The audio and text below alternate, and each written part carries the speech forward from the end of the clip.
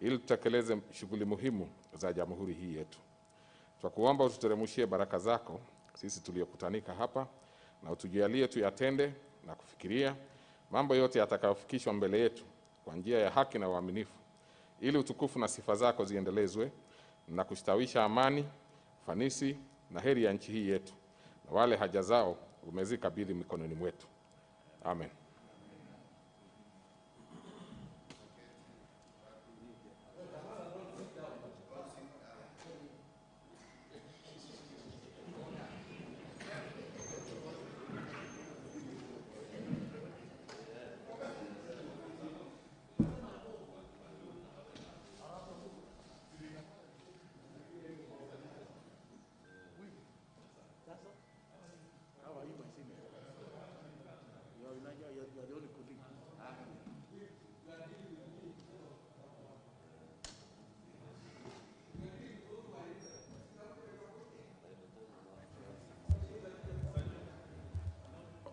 Honorable members, we do not have the required numbers. I order the bell to be rung for 10 minutes.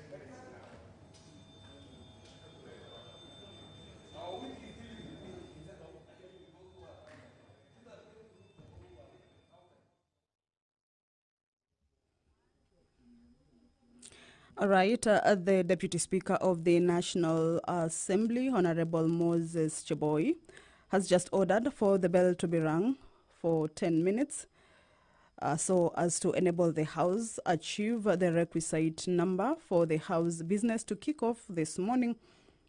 A total of about 50 members are required to be present for the House business to kick off. Members there, as you can see, are slowly trickling into the chambers for this particular day. Remember, this is a day that the National Assembly members are expected to start on debating on the Political Parties Amendment Bill, National Assembly Bill number. It is actually the only bill on this morning session, special sitting, that is in or is on the order paper. And it's a discussion that members will not want to miss out. So we expect that the number, the requisite number for the business to kick off will be achieved in no time. So this business was supposed to start last evening after the end of the discussion on the Proceeds and Anti-Money Laundering Bill. But then there was a point where members were expected to be given a report by the Jail Committee to go through the report before embarking on the business or discussing on this particular bill. So since members did not have that particular report, it was agreed that they will be supplied with the report last evening or this morning, or rather latest this morning, so that members can be able to have that particular report and be able to ventilate freely and debate conclusively on this particular matter, or at a point of informed consent on this particular matter, so that members will have different options, ideas, and views on what is exactly on this particular bill. It is a bill that was done by the leader of a majority party. And the principal object of this bill is to amend the Political Parties Act 2011. And the bill has a total of 27 clauses that it proposes. Some of the amendments that this particular bill proposes is that the bill proposes to insert a new section of the roles of the functions of political party, including recruitment and enlistment of members, nomination of candidates for elections, promotion of representation in Parliament and county assemblies of special interest groups, promotion and enhancement of national unity, mobilization of citizens in political decision-making, solicitation and articulation of public policy priorities, and shaping and influencing public policy. This particular clause, which is clause 3, also proposes to insert a new section to provide for the reservation of a name, slogan, and symbol by a political party for 90 days. I told you earlier that the bill has about 27 clauses. We will be looking at some of the clauses that political leaders have been raising issues on. Clause 20 of the bill proposes to amend Section 34 of the bill to provide for an additional function of the registrar, which shall be the keeping and maintaining a register of members of political parties, the certification that independent candidates in an election are not members of the political party, certification that symbols intended to be used by the independent candidates in an election are not similar to symbols of registered political parties, certification that names appearing in a party list presented by a political party during an election are the names of members of the political party presenting the party list, regulating political party nominations, and training political party election agents. Bill in clause 10, members, as you can see, are trickling into the chamber. This morning session was supposed to start at 10. It is a special sitting pursuant to standing order. The Sergeant at Arms has just indicated that the quorum has been achieved. 50 members or more have or are recorded present for this particular session. I will now hand you over for this live broadcast. Enjoy your viewing. My name is Kamche Menza.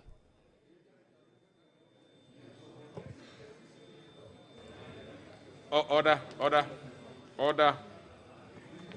Members, you can now take your seats. We have the required quorum, and therefore business will proceed. Order number 1, administration of oath. Order number 2, communication from the chair. Order number 3, messages. Order number 4, petitions. Order number 5, papers. And this particular one, we have the chairperson, Departmental Committee on Justice and Legal Affairs.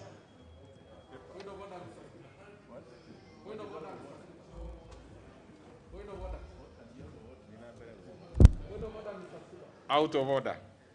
Proceed. Mr. Speaker,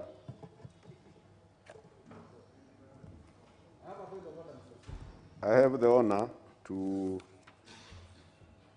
lay before the House report on consideration of the Political Parties Amendment Bill, National Assembly Bill number 56 of 2021. This Wednesday, 22nd December 2021. Morning session. Very well. Now, let me train you a little, the Honorable Sankok. When no other member has spoken other than the Speaker, your point of order would therefore be saying that you want to say the Speaker is out of order. So you'd be out of order yourself. Now that the chair of Jailer has spoken, I hope anything that is going to be directed would be directed at anything else other than. So let me hear, and it had better be a point of order. It had better be. Yes, Honorable Speaker, I rise on a point of order because, Honorable Speaker. Under which standing order? Number 1. There is no standing order number 1 that tells you that allows you to raise a point of order. Honorable Speaker. Now, Honorable Speaker, no. Excuse me, Honorable Speaker. Just a minute, because I'm going to give you have the floor. But I want to refresh your memory, the Honorable Sankok.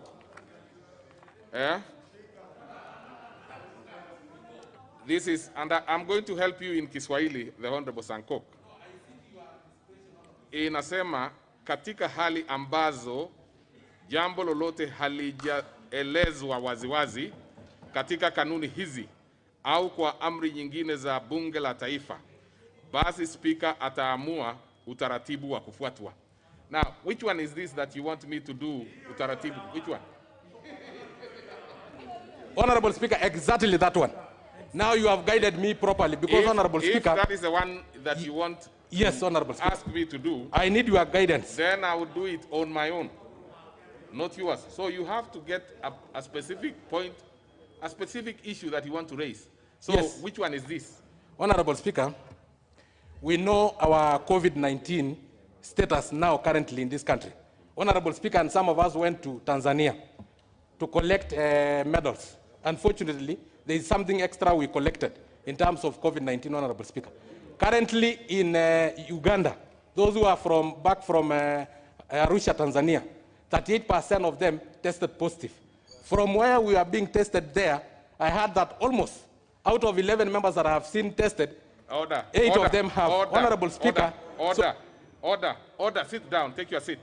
Take your seat. Honorable Sanko. Take your seat. You know you don't come here and peddle rumors. You don't peddle rumors. So what I can tell you, if you yourself went to Tanzania, if you feel that you are not okay, step out of the house.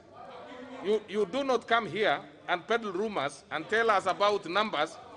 The issues that are being done there are specifically health matters, and there is privilege to that. So you cannot come here and make allegations that you have no idea about. So I'm not going to allow you. You are completely out of order. We will not discuss that. If you suspect yourself, step out. The issue is, if you want to discuss that particular, you know the standing order on which to pursue this matter. But what I cannot accept is you to make issues on mention of numbers that you have no idea. That I cannot accept. That I cannot accept. No. Go and bring the evidence and table it. No, I'm not going to allow that. I am not going to allow that. I am not going to allow that. That kind of thing is very reckless. It's very reckless. If you have any evidence, walk out and bring the evidence. Then we will deal with it. And you know the manner in which to deal with those kind of things. It's not shouting from where you are seated. So I'm not going to allow that. I am not going to allow that. So let's proceed. We go to the Chairperson Select Committee on Implementation. Honorable Speaker, I beg to lay the following paper on the table of the House today, Wednesday, December 22, 2021. Report of the Select Committee on Implementation, status on the report of the Departmental Committee on Lands on a petition on irregular renewal of lease the Honorable Chair, Labor of and land Services. Order. Of land. Can I just please? You know, these are things, Honorable Sankok, you know, yesterday we specifically indicated that members must social distance. Now, if you are going to be sitting close to another member and you are making wild allegation, that is absolutely, so proceed. Actually, Honorable Sankok, proceed, Honorable Kenta. Okay. Let me start again. Let me table my papers, please. Honorable Speaker, I am not going beg to allow any to lay the following paper on the table of the House. Going on. Proceed, Honorable Kenta. Today, Wednesday, December 22nd, 2021, report of the Select Committee on the Implementation status on 1, the report of the Departmental Committee on Lands on a petition on irregular renewal of leases of land by Del Monte, Kenya Limited, and 2, the report of the Departmental Committee on Lands on its consideration of the petition by the former workers of the late Mayor Jacob Samuel regarding the invasion and eviction of the workers from their land in Roysambu constituency by the Kenya Defence Forces. Thank you, Honorable Speaker.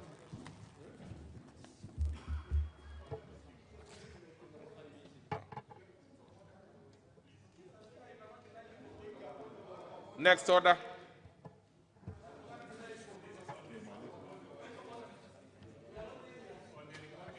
What is it, Honorable Pukose?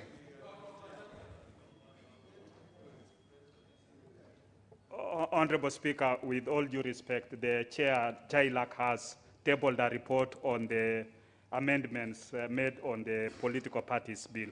But we went to the office there in the table office, and apparently we don't have the reports because we wanted to be able to read those reports and be able to, it's online.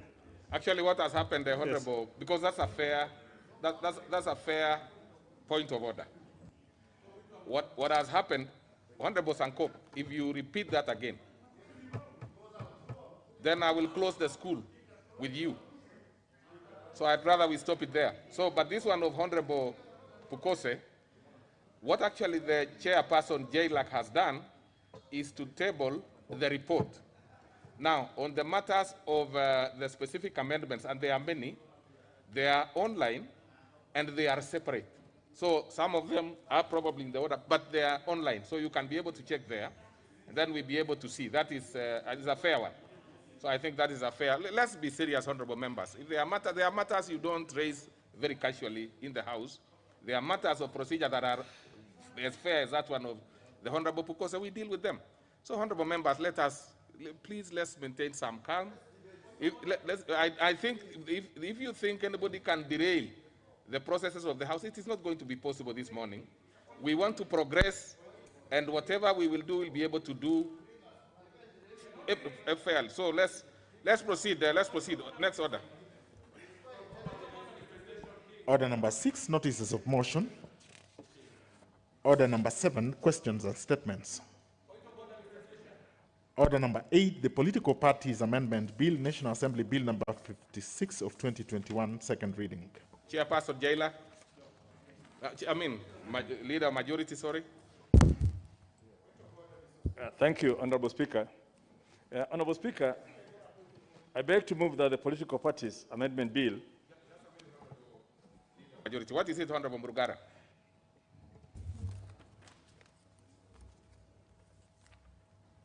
Speaker, sir, allow me to raise what I consider to be serious constitutional matters relating to the bill which we are just about to commence debate. I have several issues to raise, and I wish to be heard on each of them so that I seek a ruling of the Speaker. Sorry, I'm seeking direction. It's a point of order, a constitutional matter, very important, on which I seek the ruling of the chair as regards the constitutionality of some of the provisions in this bill. It doesn't have to be. It doesn't have to be. At any stage. Of course, kindly allow me to raise the issue. Honorable Murugara, you know you've risen on a point of order. Yes. You are trying to seek my guidance on a particular issue. Yes. And you have my ears. Yes. So I want you to proceed as if you don't hear anybody else. Thank you very much. And unfortunately,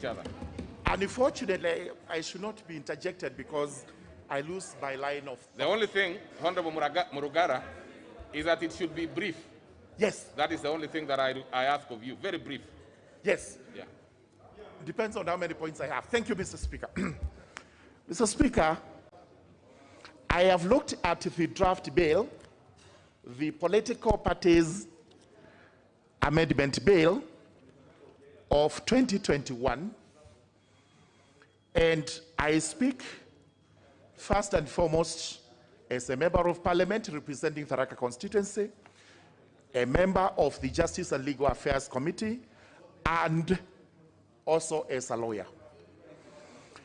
I have particularly a problem with clause number 2, which seeks to amend section 2 of the Political Parties Act, which in essence introduces matters that are not constitutional. The Political Parties Act is basically founded on Article 260 of the Constitution, which defines a political party by making reference to Chapter 7, Part 3. And when we look at what a political party is in the Constitution, it does not in any way contemplate formations of any other thing not referred as a political party to be a political party. What we have is a definition that is introduced in clause 2 regarding section 2, and that is subclause B. that now a political party includes a coalition political party.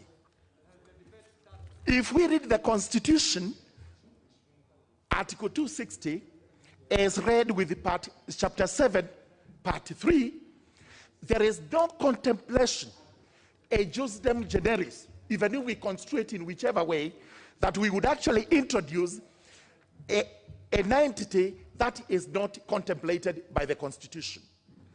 What this particular section or clause is doing is to introduce an entity that requires to be defined by the Constitution.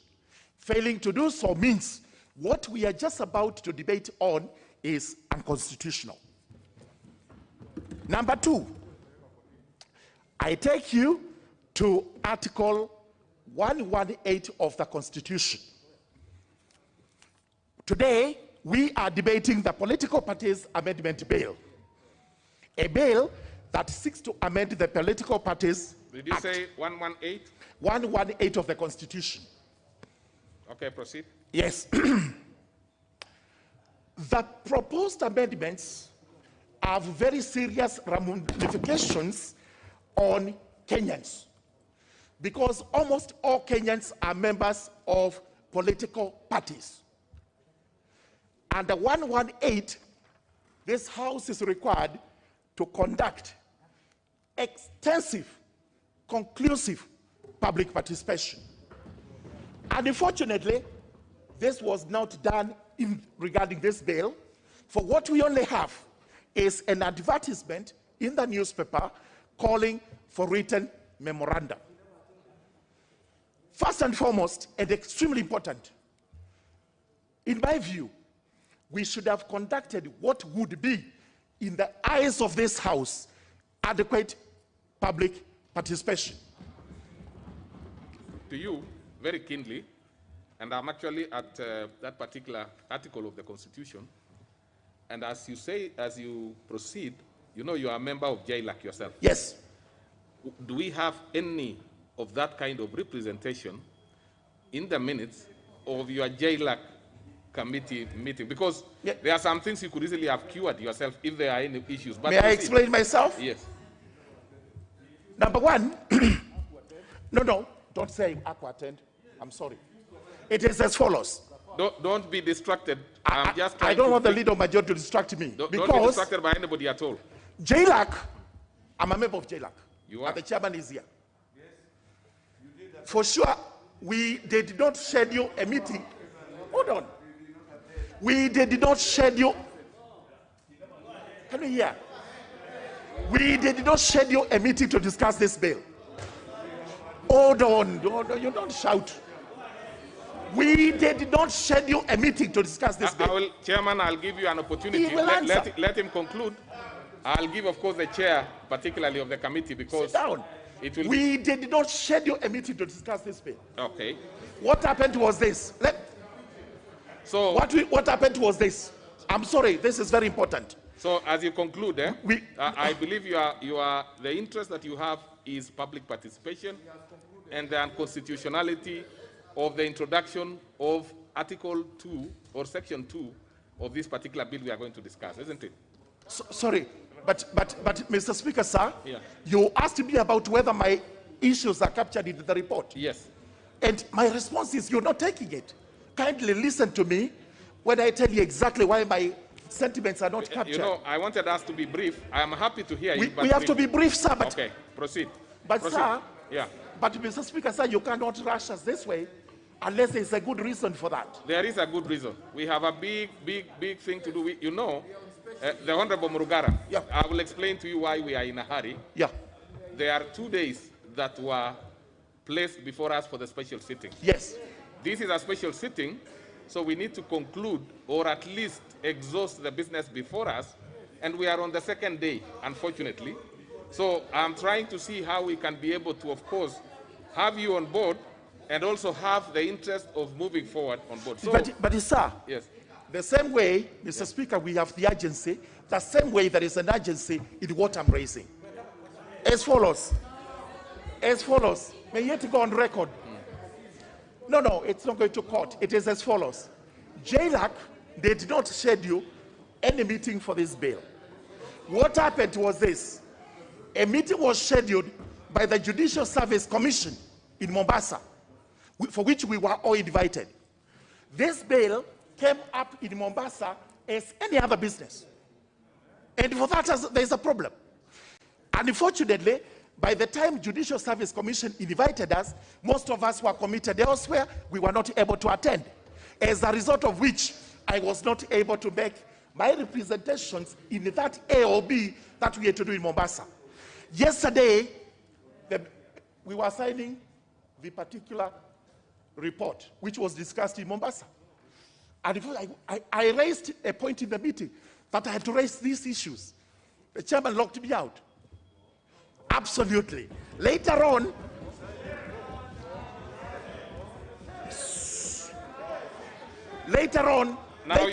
you have raised the two issues? No, I have not raised the two issues. You have raised the two issues, unless there's another one. But, sir, let me explain what it is I'm raising. Everybody can talk the whole day. You know, not for the whole day. I have two issues here. Honorable Sankok, don't worry about your matter. I will sort it out. I will sort it out. I have information. Mr. Speaker, sir. Mr. Speaker, sir. Okay. Let me give you a timeline so that you can organize yourself. Within the next 3 minutes, you should have wound up your submission. 1 minute would go like this. Okay, 1 minute. You asked for 1 minute, that's fine. 3 minutes. 1 okay, minute. 3 minutes and finish. The first 1 minute. And you are time. Just listen to me, sir. Proceed. At 5 o'clock, we raised an issue as to whether all the memoranda received was considered. We were told that there was no other memorandum received. I wasn't satisfied. I went to the office of the clerk, and the memorandum was pulled out, received at 4:55. I'm going to table it so that you can see that what I'm saying is true. Finally,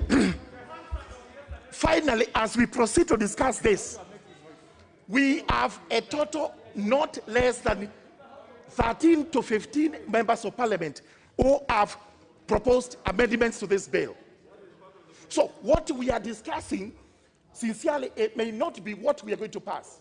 There is need to harmonize the proposed amendments with the bill so that when we discuss something that is properly harmonized. Because there is a problem with that.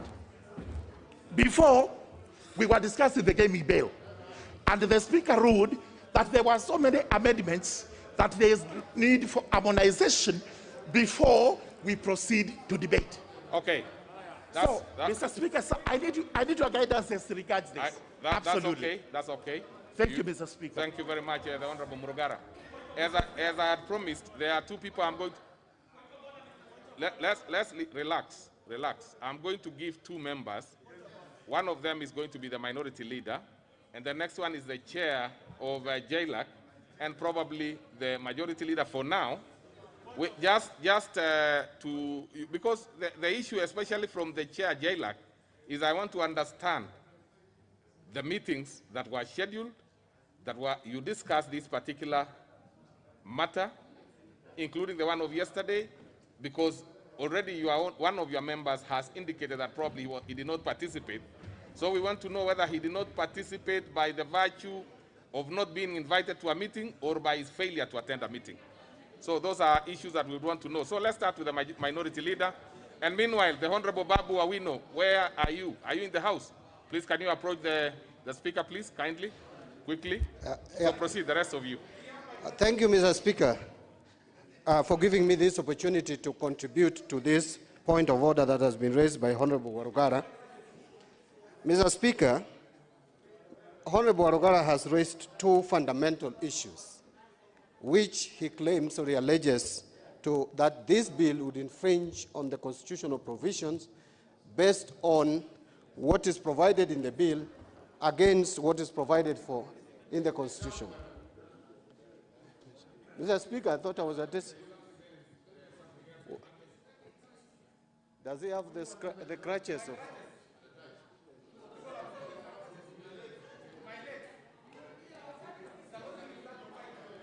Okay. Thank you. There. So, Mr. Speaker, can I proceed? Proceed, please. Mr. Speaker. I was sorting another matter which has arisen, and I want to settle it down. Proceed. Thank you. Thank you, Mr. Speaker. I wanted to react to the point of order that has been raised by Honorable Warugara, and Honorable Warugara has already cited two fundamental Please, issues. Honorable Leader Minority, Warugara is a lady. Now this one is Murugara. This is Murugara. The man, yes. You know, Honorable Murugara, Mr. Speaker, let me apologize for referring to Honorable Murugara as Honorable Warugara. Mr. Speaker, the two issues that Honorable Murugara has raised, again, the MP for Malindi is interfering, Mr. Speaker. Can I just proceed now, Mr. Speaker? Because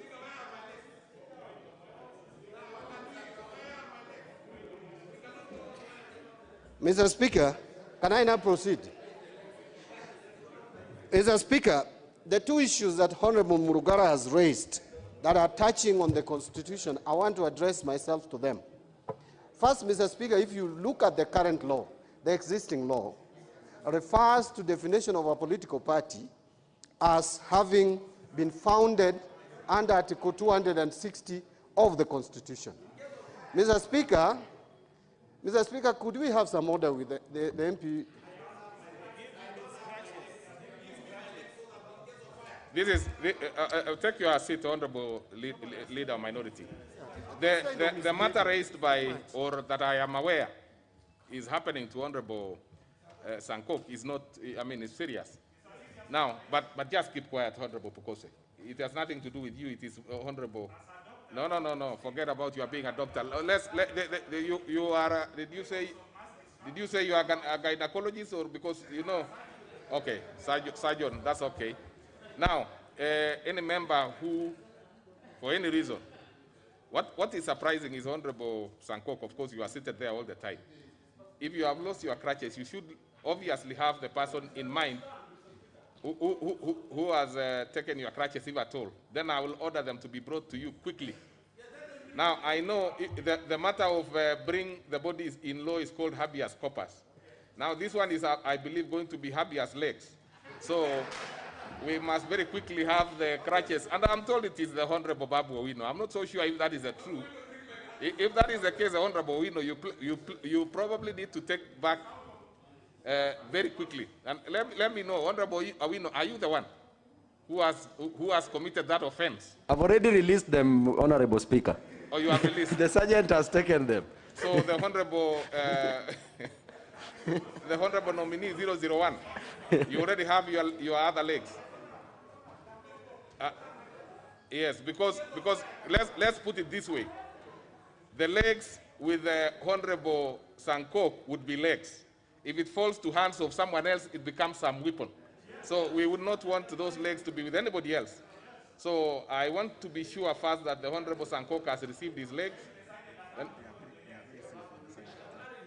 Okay, all right. The Honorable Sankok, since it has been stated that you don't seem to take good care of your legs, we are safely keeping them somewhere so that nobody else can take them from you, and then it will be brought to you now. So you take your seat, you will have your, yes, so they are there. They are being brought to you. So take your seat, the legs are coming to you. Just take your seat now. Take your seat now, the Honorable. I think I've resolved your matter now. So you don't have to worry anymore. They will be brought to you, and you can see that they are coming to you. So, Honorable Pukose, please take your piece. No, let's. And actually, Honorable Babu, you actually should apologize to the House, not to Sankok, because what you have just done is absolutely out of the ordinary. So, Honorable Babu, I know you for making many other issues, but this should not be one of them. So just apologize, and this matter is. Honorable Speaker, Honorable Sankok seemed not to need the legs as at the moment. No, that's just why. Apologize, and then we have. I apologize. That is a matter settled now. It's a matter settled. And I can see even the Honorable Sankok himself is happy now. Now let's go to this serious business now. Leader of Minority, please. Thank you, Mr. Speaker. That must have been a commercial break. But, Mr. Speaker, let me now get back to the business of the House. The Honorable Murugara addressed two fundamental issues that I think we need to engage our minds to and address. Mr. Speaker, beginning with the first issue that he raised regarding the infringement of on the Constitution by providing the definition of a political party or political parties as it is in the proposed amendment. And Mr. Speaker, he has cited that the old law, the law that we want to amend, actually has provided the definition to be found under Article 260. Mr. Speaker, if you go to Article 260, it refers you to Chapter 7, Part 3, which is basically Article 91 of the Constitution. And Mr. Speaker, if you go to Article 91 of the Constitution, it provides the character, how the political party should look like. But it does not, and I want to repeat, it does not provide for the definition of a political party. It has only provided the architecture, the composition, what you need to look into when you are looking at a political party. And therefore, if now we are providing a legislation that is going to define a political party, unless it infringes directly and explicitly on the provisions as provided for under Article 91, then there is nothing wrong. In fact, the current proposal clarifies what a political party should be.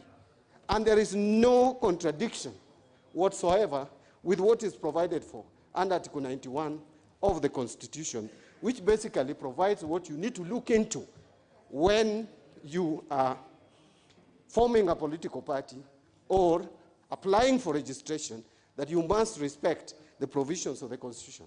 And therefore, I want to, with all due respect to the lawyer, Honorable Murugara, when it comes to matters, legislation, Constitution, so long as you are an average Kenyan with good intellectual capacity, like myself, you are able to interpret and understand that there is nothing infringing on the Constitution. As a matter of fact, Mr. Speaker, Article 38 of our Constitution provides for the rights of Kenyans to form themselves into political parties and political movements. So I want to, with all due respect, Mr. Speaker, say that I don't think Honorable Murugara has raised a substantive issue regarding this bill on that matter.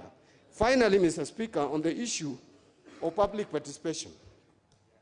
Mr. Speaker, we don't really have clear programs, clear provisions in law which defines how public participation needs to be carried out.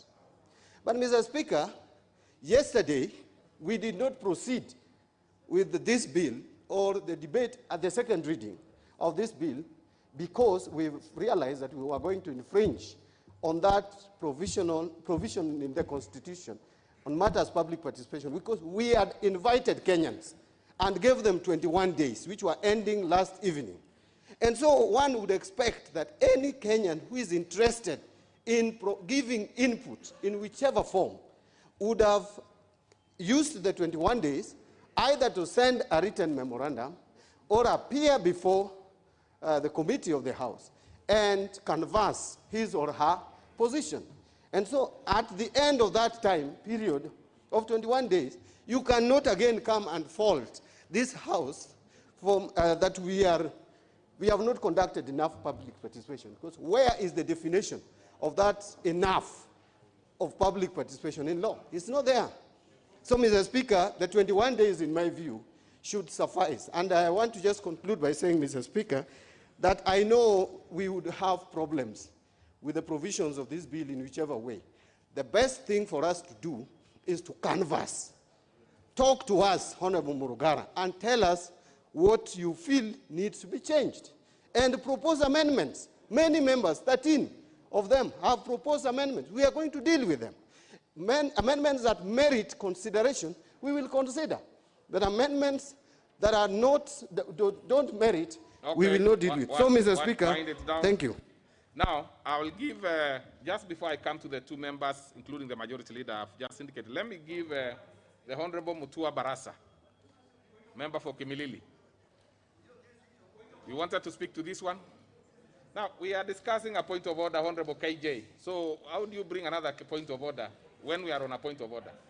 So proceed, Honorable Member for Kimilili. But you are given bad.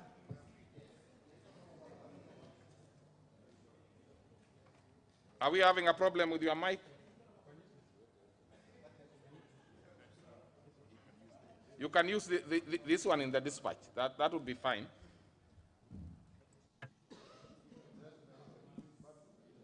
Thank you, Mr. Speaker, for giving me this opportunity. Thank you for giving me this opportunity, Mr. Speaker. Honorable Murugara has raised very serious matters that needs your guidance, and it's only fair, Honorable Speaker, that you give an appropriate ruling, because we are staring at a situation where even NGOs will begin to field political candidates if we don't tread carefully, Honorable Speaker, and that we are making these laws for posterity, not for a particular group. So we should look at the matters that are raised by Honorable Murugara with the seriousness that they deserve, and let us not put our political emotions into this, Honorable Speaker, because they are going to affect generations that are going to come, Honorable Speaker. So I beseech you to make your pronouncement, not to allow us to dilute what the Honorable Murugara has raised, so that you, as the Speaker of this House, as guided by the standing orders, Honorable Speaker, that you provide Mr. Speaker, without side shows and other insinuations, that whatever Honorable Murugara brought in should be looked critically. And I repeat also that these laws are meant for posterity, not to carve or to take a dimension where we are going to police some quarters. Mr. Speaker, if I can take you down memory lane, way back in the 10th Parliament, standing orders were tailored to fit a certain party. And when we came in the 11th Parliament, we were unable to proceed with the business of this House for almost a year, because what was tailored to fit into the dispensation which was there at that time, it was unfortunate they didn't get the leadership. And therefore, we had to go back again to the drawing board to put things right, Mr. Speaker. Mr. Speaker, let us not do things so that we can please people for a year. Let us do things which will take this country forward for many years to come. We go to the chair.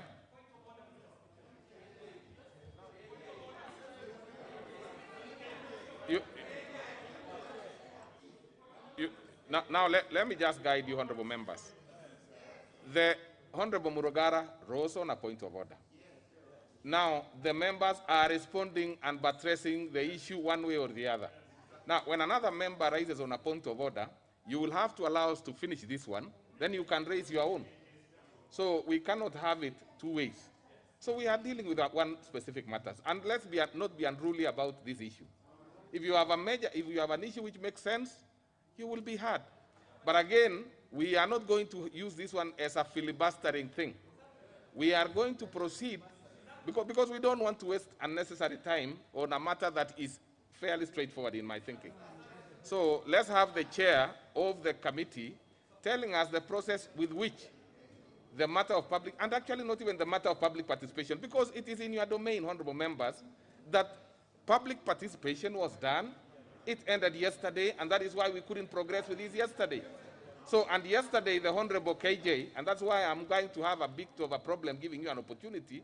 The reason why this matter was brought to today, you are part of the members who gave, who gave me the opportunity to make that decision, led, of course, by the leader of majority and the chair of the particular committee. So you cannot have it twice. Let's proceed, the Honorable Chair. Thank you, Mr. Speaker. I think some of these matters that are being raised. I actually want you most importantly to restrict yourself to the matter of the public participation process and the meetings by your committee.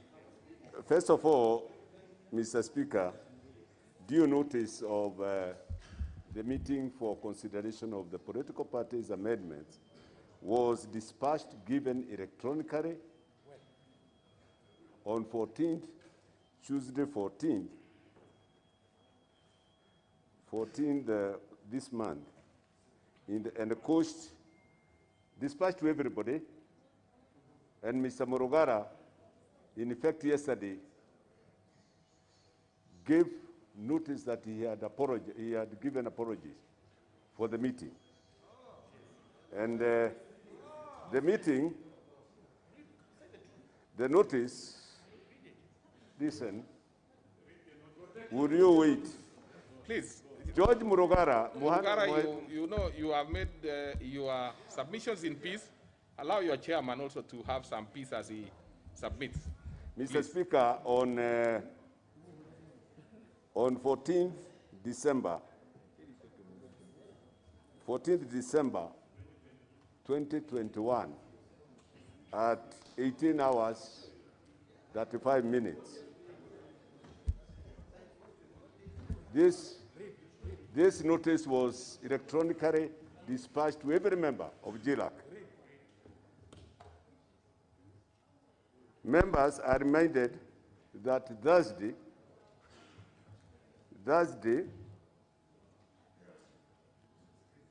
we will meet the judiciary. Thereafter, listen, embark on consideration of Political Parties Act amendments, necessitating retreat extension to Monday 20th instant. We will be taking this course, and the Registrar of Political Parties has been invited to take us through the proposals. All members are requested to avail themselves for this notice, for this noble exercise, since the amendments are scheduled for debate at a special sitting next week. That one, yes, members attended yesterday when we retreated to room 9. Honorable Murugara requested the chair to register that his apologies were not captured, the minutes. Thereafter, Mr. Speaker, we went ahead to consider the report. He never raised any complaint. He never brought any memorandum. We left that room at about 6 p.m. That's the so-called memorandum was not brought to the notice of the committee at that hour. All right. Mr. Speaker, I know. So we go to the leader of majority. I know. May I continue? May I continue, Mr. Speaker? Mr. Speaker, may I continue? Any point of order? Any point of order that I'm going to entertain? What is it, Honorable KJ? What is it? Thank you very much, Mr. Speaker. And it's going to be a minute. And with your protection, kindly, Mr. Speaker, I can be heard in silence. Not a speech. A point of order is not going to be heard in silence. It's going to be heard briefly. Mr. Speaker, yesterday I did rise in my place and request that this House admits reports to this House procedurally following the provisions of Article 118 of the Constitution that requires us to have public participation. Mr. Speaker, from the chair yesterday you said public participation cannot be seen to be a cosmetic affair. Mr. Speaker, yesterday evening, the Committee on Justice and Legal Affairs met, Mr. Speaker. And this is a house of records. No. Mr. Speaker, if we went, Mr. Speaker, allow me. Allow me to make my point. I'm not going to allow you. Mr. Speaker, there is no consideration of memos that came in yesterday, and we cannot say that we have done conclusive public participation.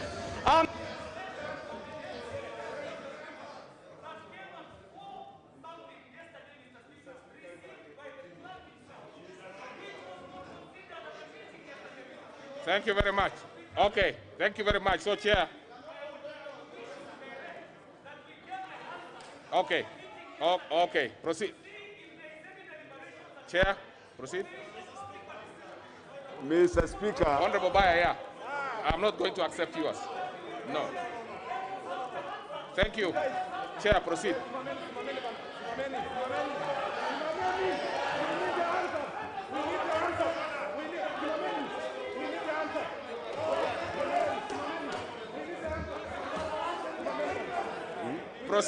Proceed, Honorable Chair, and then we come to Mr. Speaker.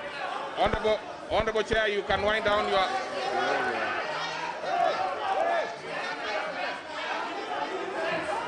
Okay.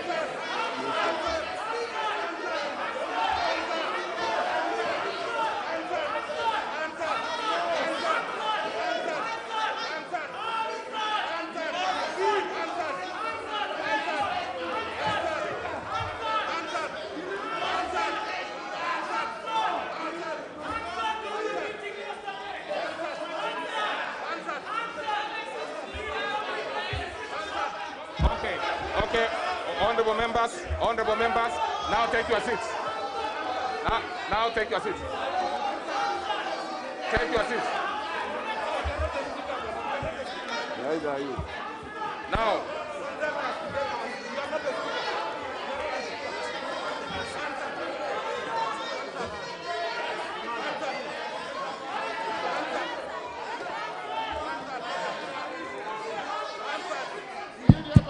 Give it to Tekeche. Speaker. now let me comment about the Hansard. Take your seats. I comment about the Hansard. Take your seat. Take your seats, honorable members. Now is it your hand? Okay.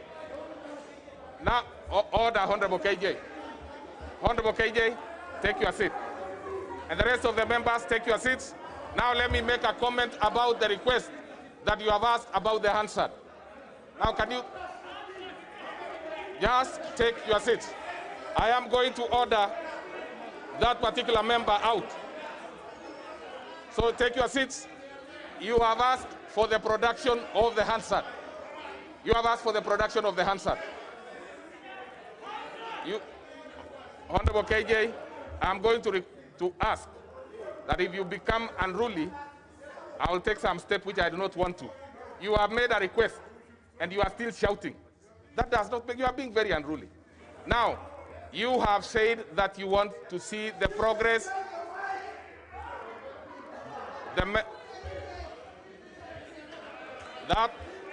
So I'm not giving anybody the mic now. I am making a ruling. We will progress. We will progress.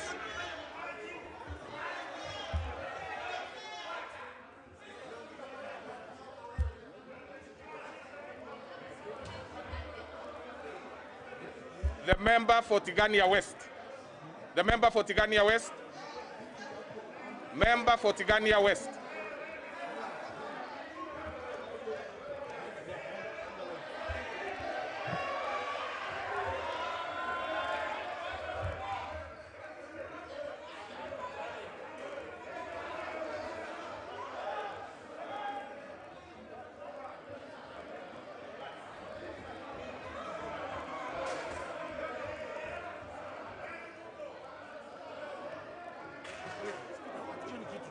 Siwezi.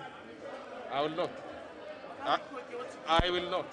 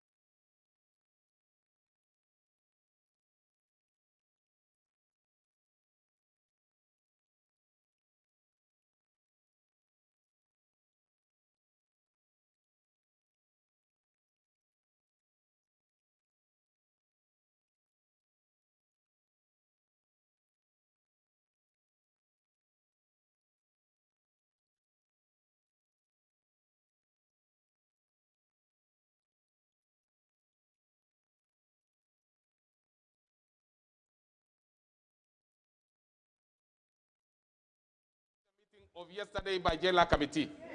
It's a simple one. So we'll simply, in the meantime, as we progress, we ask that the answer be brought. Then I do not think there should be anybody else unless there is another issue that you want to canvass. So let's have Now, so I order that the Hansard record of yesterday's meeting be brought here, but in the meantime, we shall be progressing as we wait for the record. So, Honorable Leader Majority, proceed. Let's proceed. Yeah?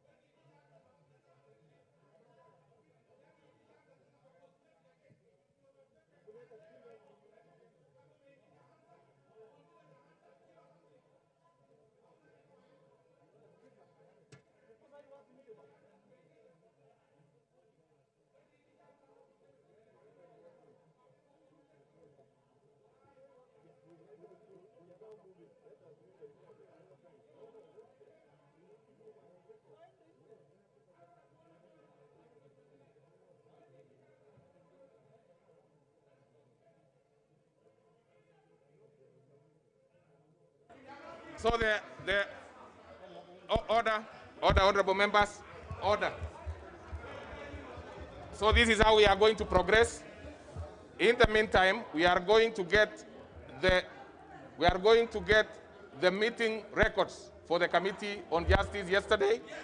And secondly, I am going to make a ruling later, if need be, on Murugara's request and guidance. So let's progress.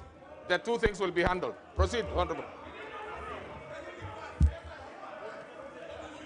Now let me tell you, Honorable members.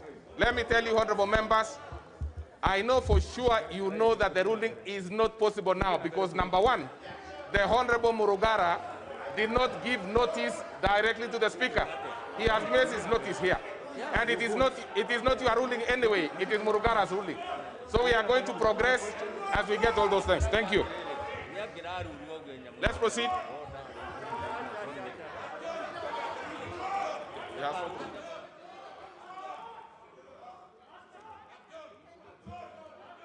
Proceed.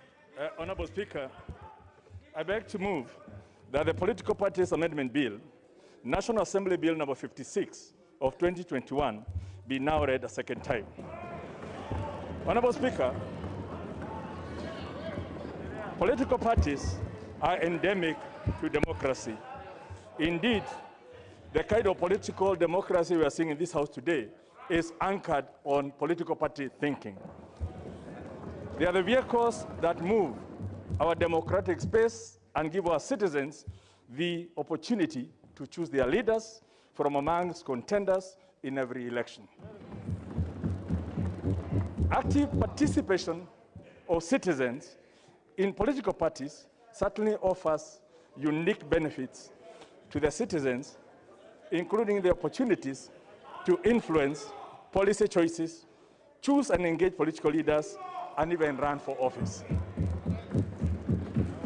Honorable Speaker, it is in this sense that this bill seeks to propose amendments aimed at strengthening party autonomy, encouraging individual and citizen participation in party politics, requiring registration of members and parties to maintain a members list, and requiring that parties be formed based on certain common political ideals. Honorable Speaker, when we enacted the 2010 Constitution, we did define political parties within Article 260. And the political party was defined as an association contemplated in Part 3 of Chapter 7. Now, Chapter 3 of Part 7, Honorable Speaker, contains two parts, or two sections, 91 and 92. 91 defines the characteristics that a political party must have. that it shall have a national character, it shall have a democratic elected governing body, it shall promote national unity, it shall abide by a certain values that every political party should have. It also, in the sub-article 2, defines what a party shall not have. But Article 92 then put the responsibility on this parliament to legislate on political parties. So we then went ahead and legislated in 2011. And when we did the Political Parties Act, number 11 of 2011, we then in clause 2, defined, which is now section 2, we defined a political party as has the same meaning, has a meaning assigned to it in Article 260 of the Constitution. So we ended up with a situation where the House that was given the power by the Kenyan people to define a political party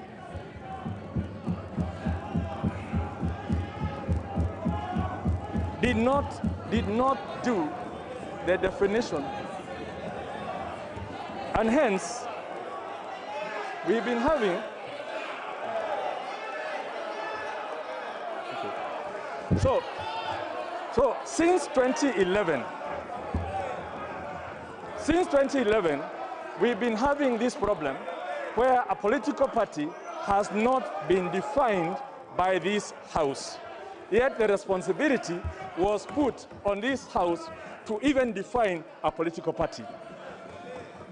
Honorable Speaker, when there was a case, the Political Parties Coalition Forum went to court when we were seeking funding for political parties in a coalition.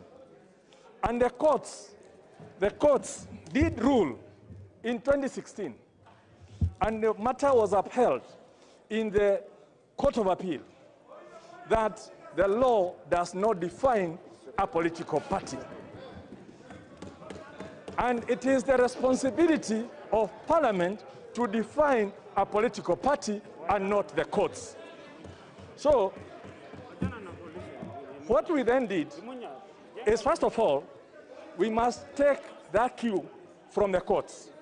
The courts have said that Parliament was expected to define a political party. Parliament has not defined a political party, and hence the courts cannot define what a political party means.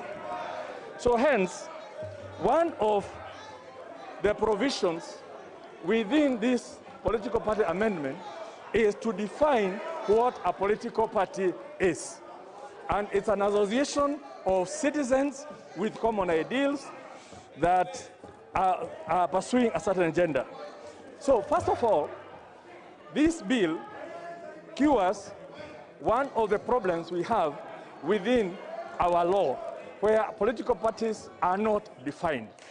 And this is one of the fundamental amendments that we are bringing in this bill. This bill also goes ahead and says Article 260 envisages an association. It does not define whether it's an association of natural persons or legal persons or parties or bodies, and hence, in this definition, which has been proposed for debate in this House, it's for debate in this House. This definition now that we are putting, that basically says that an association, that a political party is now being defined for avoidance of doubt as an association of citizens with an identifiable ideology or program that is constituted for the purposes of influencing public policy or nominating candidates to contest election. That definition does not exist in our law today because we just did a convoluted thing. The Constitution says it's an association as contemplated in Part 7. In our law, we then said it's an association as defined in Article 260. So the two of them have never defined a political party.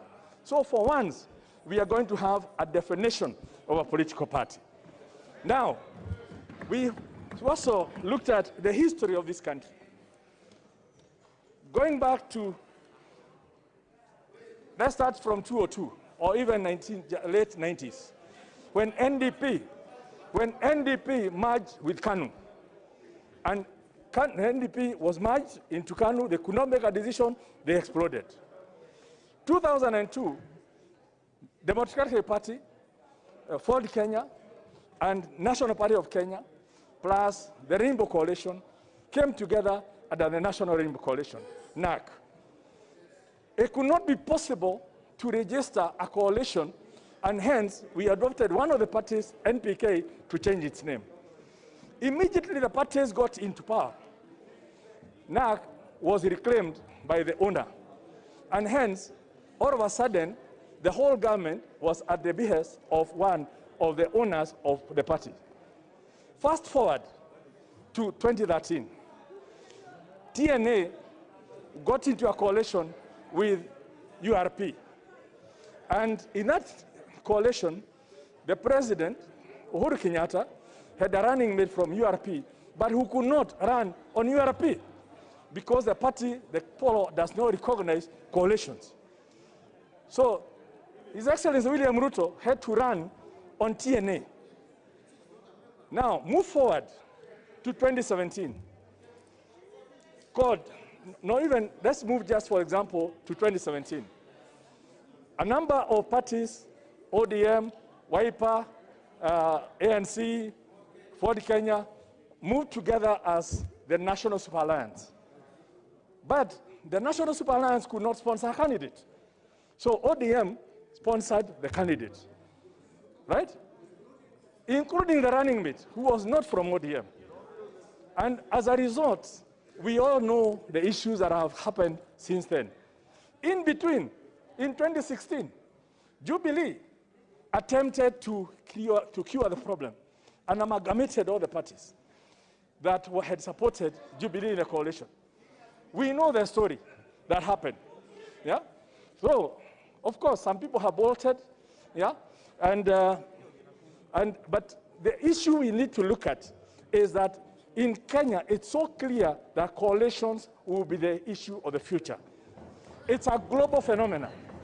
In Britain, there are coalitions. In Germany, there are coalitions. In South Africa, there's coalitions. Everywhere, it's coalitions. But how do we ensure that parties that come together through a coalition are protected from the issues we have seen in the past?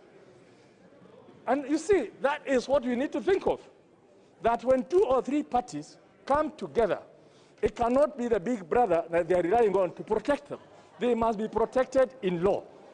And hence, what we are providing for now is a legal recognition of any framework that allows 3 or so political parties to come up together so that they sponsor their candidates as a political party, they share in the money as a political party, and it's not up to big brother or small brother to control the shots. Now, that is the best thing that can happen to this country.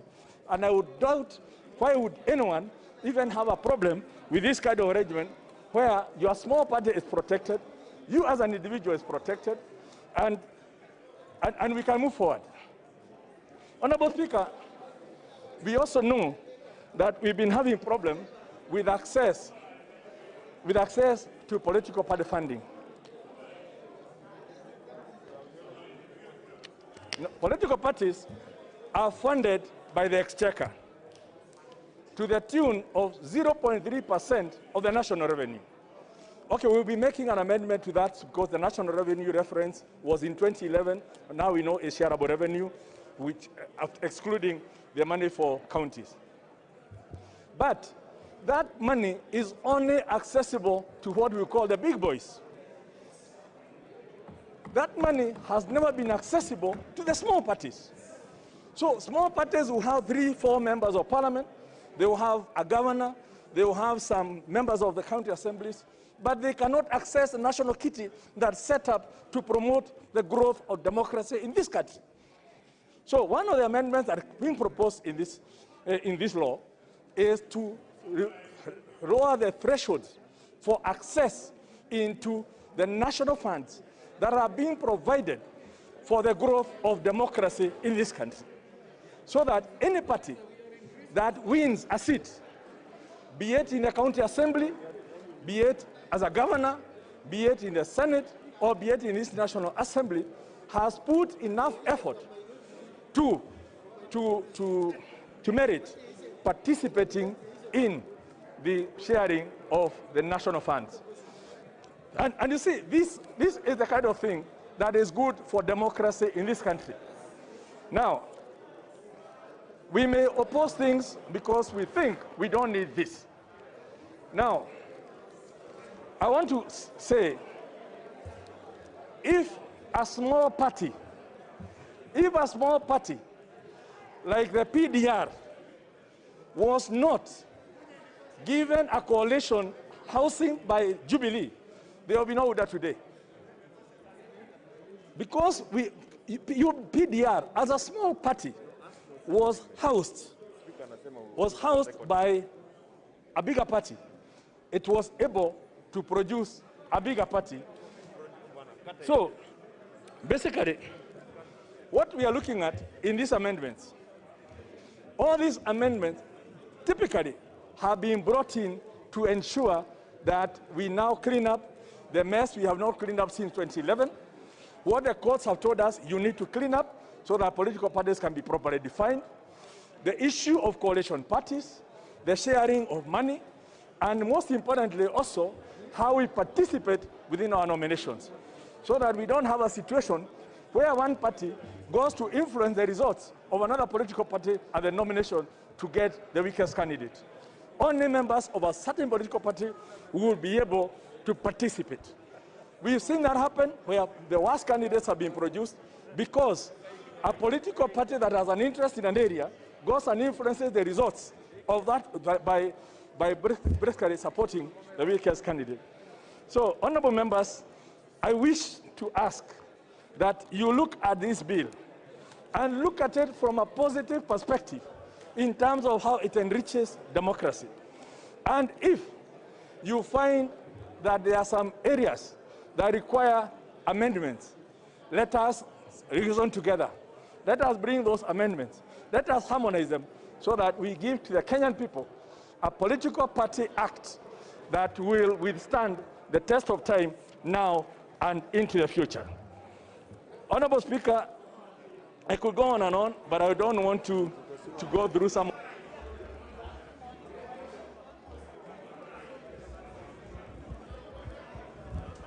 Hello? Thank you, Mr. Speaker. Leave the matter at that point and urge members that let us think when we are legislating for posterity. We are not legislating for any of us, but basically for the bigger good of the people of Kenya, to ameliorate the suffering of the ordinary Kenyan who is suffering because of the issues we have. Now, no, he said, yeah. So, Honorable Speaker, I beg to move. No, it's okay. No. I beg to move and request the chair of JLAC, who had the responsibility and honor to get a public participation, to take us through the process of what they did, so that the issue that people are raising that there was no public participation, I know there was a lot of public participation. Before the publication of this bill, there was public participation. After the publication of this bill, there was public participation. In Mombasa, there was public participation. So we know that this bill has gone through the most extensive public participation, including by all the political parties who have been invited and who have done the bid. But, so, Honorable Speaker, I beg to move and ask the Honorable Muturi Kigano to second.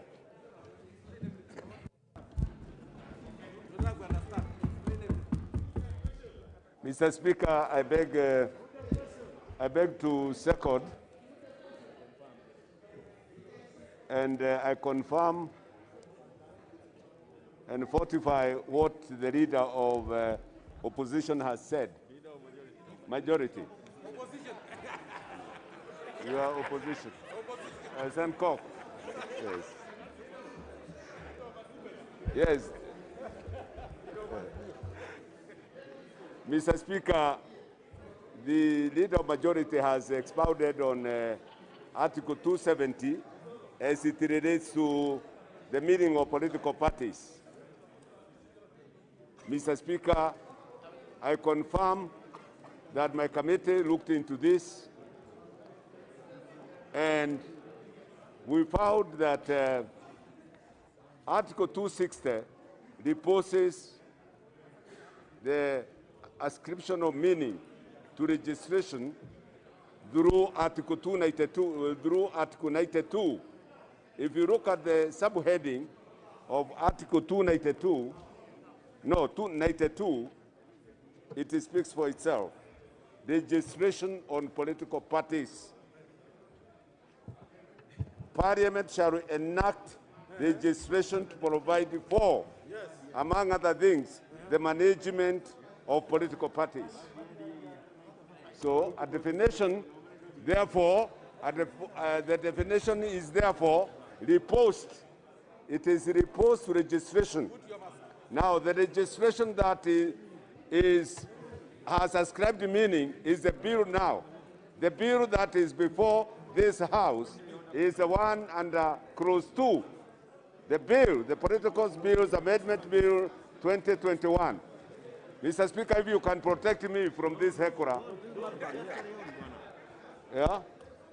I don't know what type of government they would have. The government they aspire to have. A government of disorder and everything. Mr. Speaker, the bill here is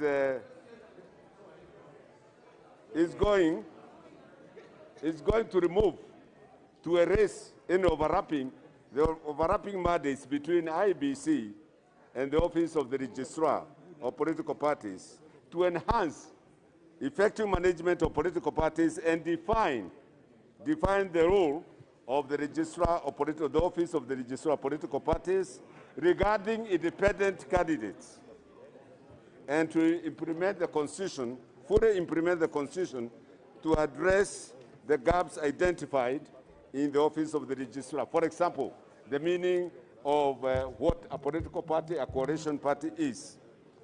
Mr. Speaker, coalitions is the in thing now in the world. If you look at Germany today, it is a coalition of several political parties.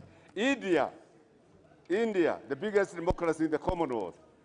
The government today of Modi government has 7 political parties in his coalition. It is a coalition government. Mr. Speaker, I know it is everywhere. Mr. Speaker, I know it is choreographed. This Muragara and Songkok are choreographing us a way of disrupting everybody who speaks here so that they can buy time. Mr. Speaker, the bill seeks to provide, as I said, proper definition of what a political party and a coalition is. It also seeks to define party nominations, provide for party nominations to differentiate same from registration of candidates in elections. It also seeks rules of political parties as required under Article 292, and also registration of coalitions and submission of pre-election agreements. Mr. Speaker, parties as they start today are a bit, they are not properly defined. So you need now to define the ideology and the slogans. We also need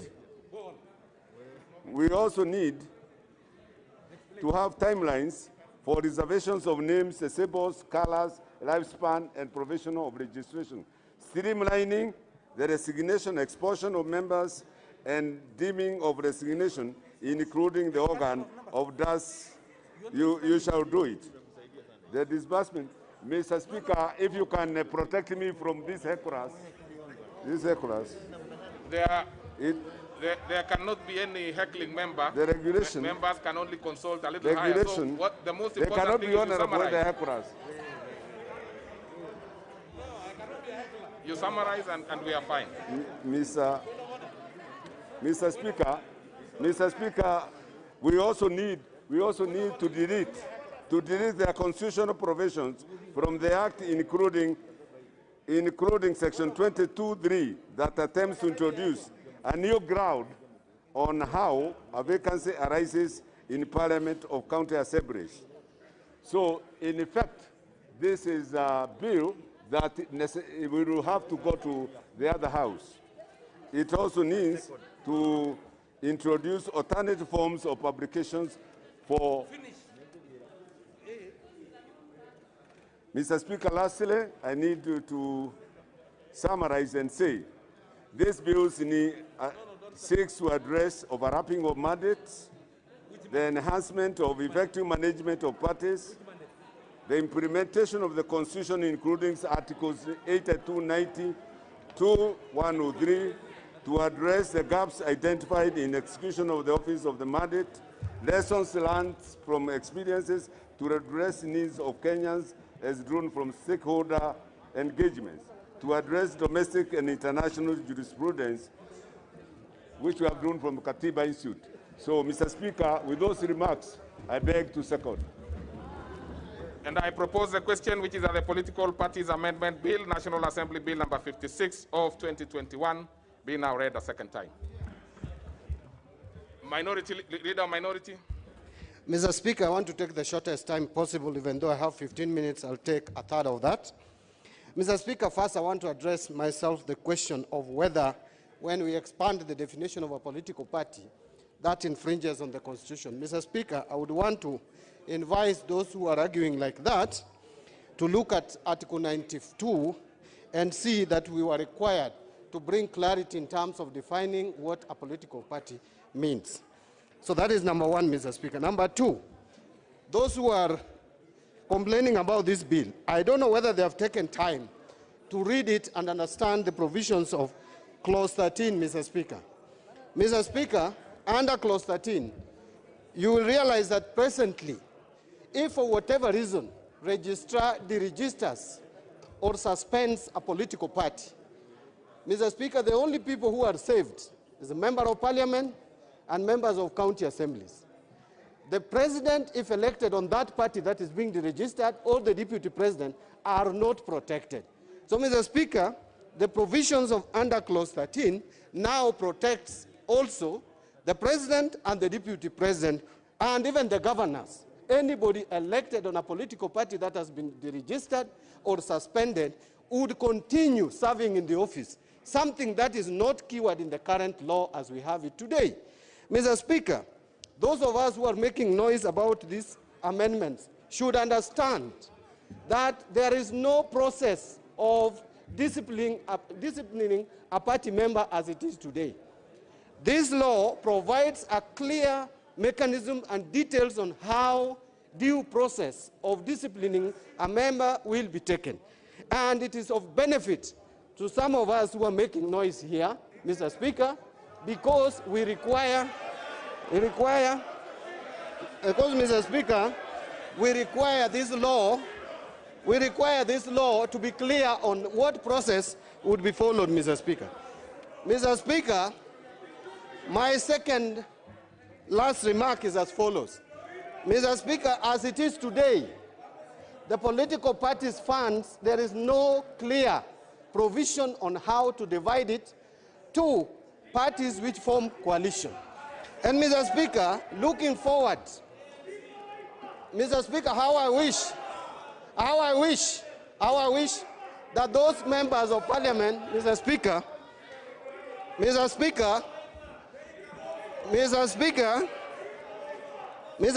these members, if they are the numbers, we have been told about 150 members supporting a particular cause. Mr. Speaker, you can see when we come to the floor of this house, the members are hardly 20, and that is why they are making noise, because they know they don't have the capacity they don't have the numbers, they don't have even intellectual capacity to argue their case, and therefore they will continue making noise. Mr. Speaker, if you look at the provisions of this bill, Mr. Speaker, it is clear that now even those political parties which don't have the numbers in the House but have elected leaders will benefit from political parties' funds. So, Mr. Speaker, let me just conclude. That, Mr. Speaker, my colleagues on the other side of the political divide, who have been boasting of numbers in the streets, who have been talking of 150 members, today we want to see where are those 150 members. So instead of making noise, instead of shouting like Alice Wahome is shouting as if she's in a marketplace, Alice Wahome should tell us where there are 150 members that they have been boasting around that they have 150 members and they have only 20, 25 members. Okay. If you don't have numbers, don't waste our time.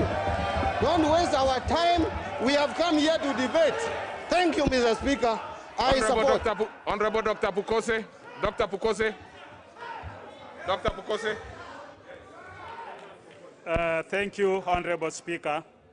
Honorable Speaker, I want to contribute to this political parties amendment bill.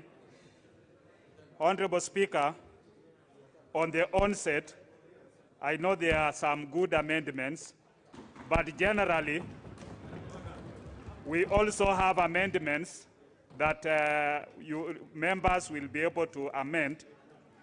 And Honorable Speaker, my main issue is that this bill has hurriedly been brought and even members being called away from their vacation to come and contribute. To me, I think the issue of having free and fair elections, if this House is not careful, will be a mirage. Of interest, Honorable Speaker, Clause 10 of the bill provides that a person who while being a member of a political party shall be deemed to have resigned from that party if that person promotes the ideology, interests, or policies of another political party. This provision, Honorable Speaker, can be used to limit the political rights of members as exposed in Article 38 of the Constitution, which provides that every citizen, including members of Parliament, have a right to campaign for a political party or a cause and is free to make political choices. The bill outlaws these political rights, and more so, if enacted, shall be used to threaten members who support certain causes, for instance, economic empowerment and other ideologies of a party for which a member believes. Honorable Speaker, as the minority leader was contributing, you know, members were saying parties like Wiper have not been paid up to date by ODM. And the Honorable Speaker, when you look at Clause 15 of the bill, it amends Section 25 of the Political Parties Act to provide for the formula of distribution of the political parties fund, which is proposed as in the bill. Honorable Speaker, what happens when you have a repeat election? Are you going to use the presidential results for the first election or for of the repeat elections? And for instance, NASA boycotted the repeat elections for the presidency. So what happens? Do they get money for the repeat elections? So I think that needs to be very clear. Honorable Speaker, Clause 20 FD and FE of the bill provides additional functions for the registrar, which shall be to regulate political party nominations and train political party election agents. Is this not an interference by the registrar with the manner in which political parties shall conduct their affairs? How do you bring the registrar to be the one who will be able to regulate political party activities? What role does the registrar have in party nominations and training party election agents? This cannot be the case unless it's a decoy to interfere with the party nominations and election results. Parties should be free to conduct their nominations and choose and train persons of their choice as party agents.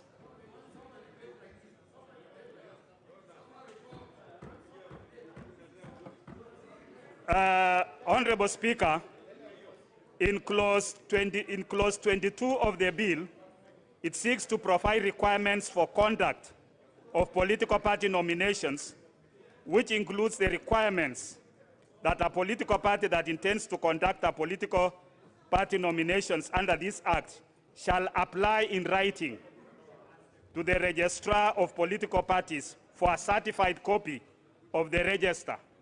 What happens when the certified copy of the register is interfered? Some of you members might find yourself you are not in that register. We can only, what happens within even a constituency where you have members that have registered as voters? It is not just that you will get votes from only your political party. So for me, I think we must be able to use the IBC register, not the register by the political party registrar. Because when you use the register by the political party registrar, what it means is that some of the members will be locked out of that register, because by then you realize that you are not in the register and you are told you are not a member of that party for which you are. As currently is, we know that members have been put into a register or into a political party that you've not even registered. People go to M-Pesa agents, get people's details, and register you in a political party of their choice. It is, however, notable that the bill outlaws the participation of any person who is not a registered member of the political party to participate in the party nominations. This shall technically lock out many registered voters from nominating their candidates, as they must be members of the political party conducting nominations. Honorable Speaker, from what I have highlighted, I beg to oppose the second reading of the bill unless it is amended to accord with Article 38 of the Constitution on the political rights, and more so, allow parties to exercise their affairs democratically without threat or interference. One cannot talk of free general elections when parties are also not free to run their affairs. What is, however, clear is that the bill was brought as a decoy to change the terrain of political parties. To this end, I stand to be counted, Honorable Speaker, that that this bill intentions are hidden. Honorable Speaker,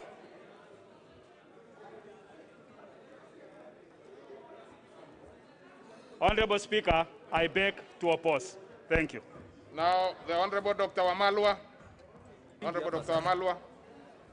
Thank you, Mr. Speaker. Mr. Speaker, I'm speaking as the Secretary General of Ford Kenya Party.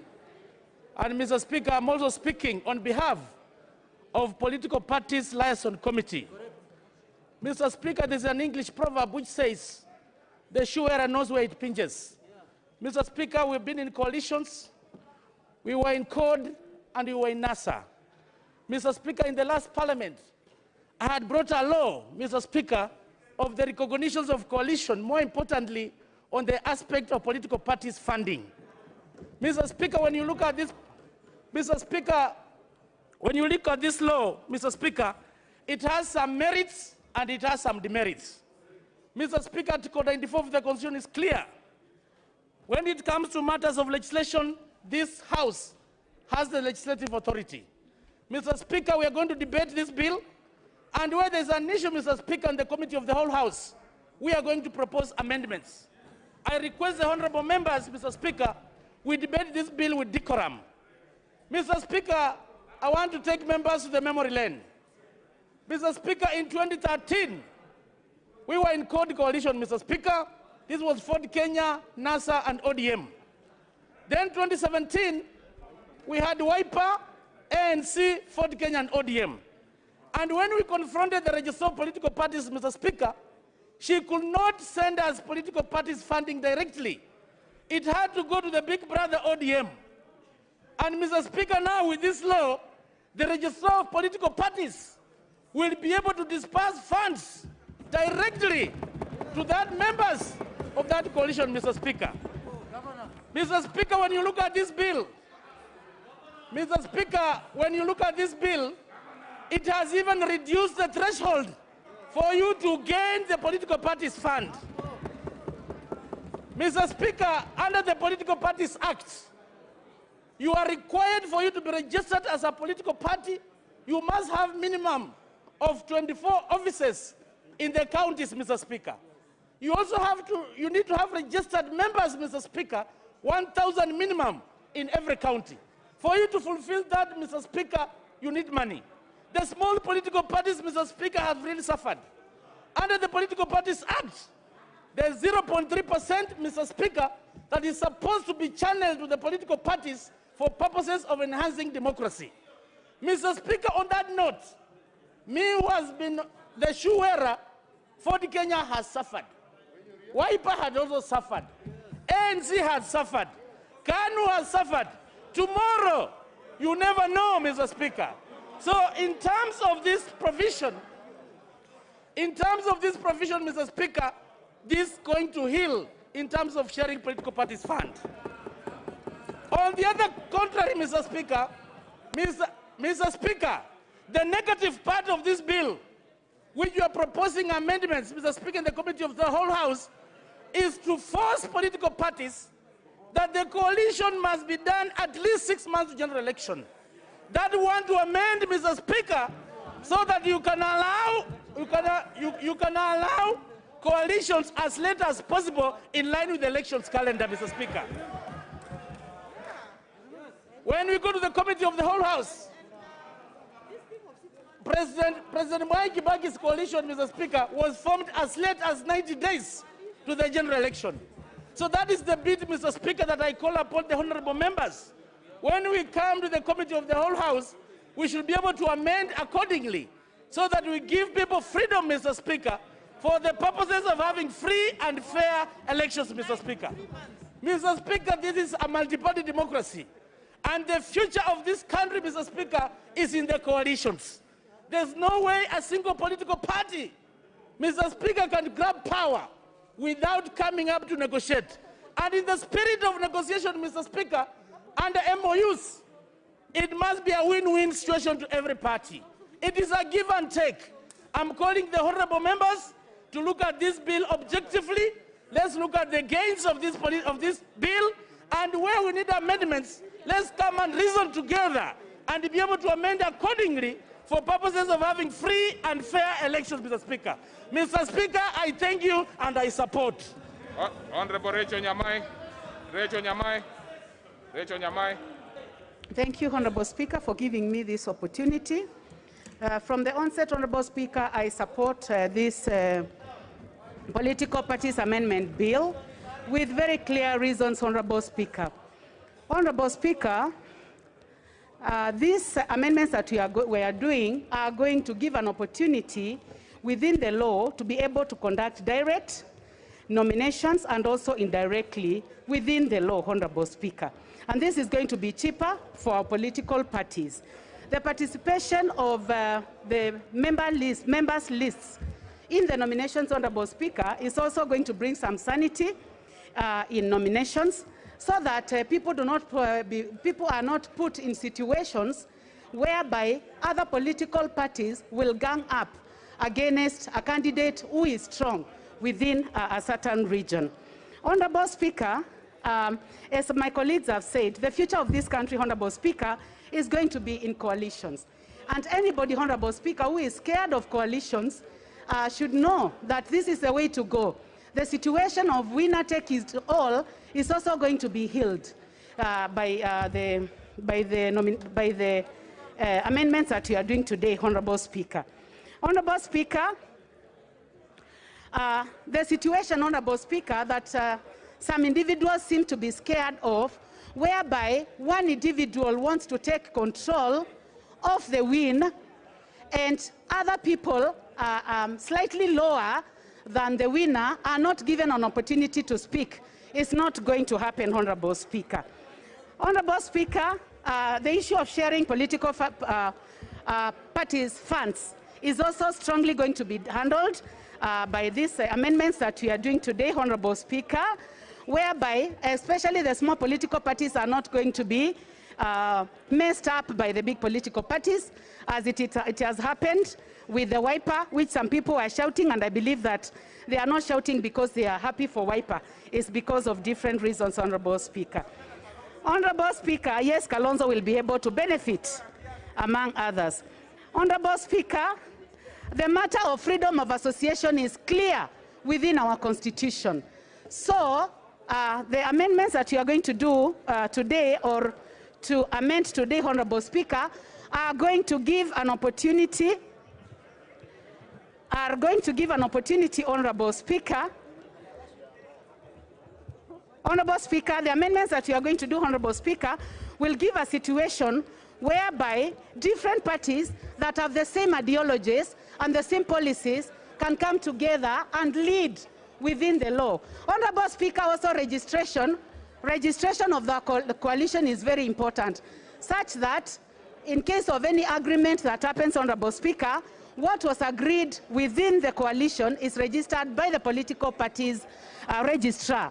And this will bring an opportunity whereby disputes can be resolved. Honorable Speaker, it's going to be cheaper for political parties in terms of nominations, and this is one of the reasons as to why I support these amendments, Honorable Speaker. Honorable Speaker, also, we are going to give an opportunity, Honorable Speaker, to IEBC to focus on real elections, so that matters of nominations are handled by the political parties, so that IEBC does not get involved in both nominations and matters of the general election, Honorable Speaker. This gives the registrar a clear role in nominations, Honorable Speaker. Honorable Speaker, recognition of coalitions in this CPP is also in the same spirit of BBI that we had, and I believe as an individual and as a member of, the member for Kitui South, that this is going to give a situation whereby our country, which is composed of big and small communities, different colors, red, white, black, yellow, will have an opportunity to be put together, green, to be put together in a situation whereby we have a stake in this country. So, Honorable Speaker, as a supporter, I want to say that anybody who has a problem with coalitions is not the best for the future of this country. And anybody, Honorable Speaker, who feels that small political parties should be collapsed in order to give space for one huge political party means that they have a problem with working with the other people. So, Honorable Speaker, as I sit, I would like to say that this CPP is going to give a chance to our country, to our parties, with the same ideologies, with the same parties, to be able to sit together. Honorable Speaker, I actually look forward already to this passing of this bill. Thank you. Thank you, Mr. Speaker. Mr. Speaker, from the onset, I stand to support, Mr. Speaker, the political parties amendment bill, Mr. Speaker. Mr. Speaker, I want to urge members that this is how Parliament conducts its business, Mr. Speaker. There must be a bill, there must be a debate, there must be a voting, and it will be decided in one way or the other, Mr. Speaker. Mr. Speaker, secondly, coalitions are here to live with us, Mr. Speaker, for the longest time possible, Mr. Speaker. Mr. Speaker, since the advent of multi-party politics, Mr. Speaker, coalitions have been in existence. And this is a bill that is going to make coalitions work better. This is a bill that is going to make our politics have better hygiene, Mr. Speaker, than it was, Mr. Speaker. You could hear people raising issues of previous coalitions, Mr. Speaker. Exactly, this bill is supposed to cure those problems, Mr. Speaker. This bill is supposed to make our politics going forward better than it is today, Mr. Speaker. I know there are people who don't believe in coalitions. There are people who believe in political parties. There are people who want to be independent.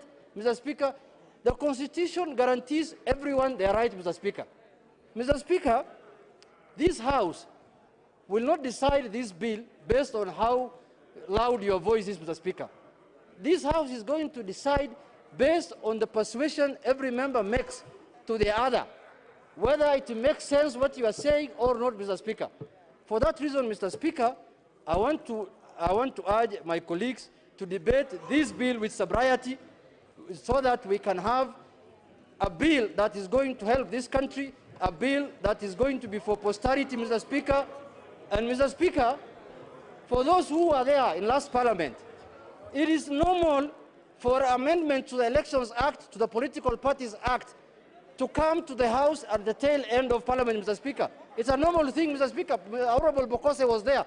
I remember last Parliament, from the first election to the second election, there were amendments on whether elections should be conducted electronically or not, Mr. Speaker. Mr. Speaker, with those few remarks, I want to urge that let us not belabor the matter. This is a very clear bill. This is a bill that is going to make our politics better, Mr. Speaker. And if you have numbers, Mr. Speaker, don't be worried. Don't shout outside there. We have numbers. Bring your numbers here now. They are required in the House, Mr. Speaker. Okay. Mr. Speaker, we are going to win this one hands down, Mr. Speaker. All right. Tanga Tanga not shout Thank this you very one, much. Mr. Speaker. Thank you very much, Mr. Speaker. Honorable Kule Alice kabisa Wahome. kama matiti ya kondoo. Alice Wahome. Honorable Alice Wahome. Honorable Alice Wahome, you have put your card here and you don't want to speak. Honorable Alice Wahome.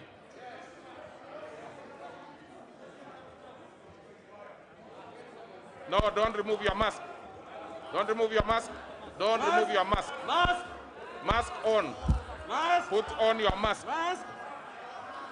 Put on your mask, Honorable Alice Wahome, and you have the floor. Put on your Yes, mask. thank you, Mr. Speaker. Thank you. Proceed. Yeah, with your mask on. Thank you. Thank you, Mr. Speaker. At the outset, I rise to oppose this bill on basis of, one, its timing. This bill is completely untimely, and it is intended to disrupt smooth nominations, particularly in some of the proposals that it is coming up with.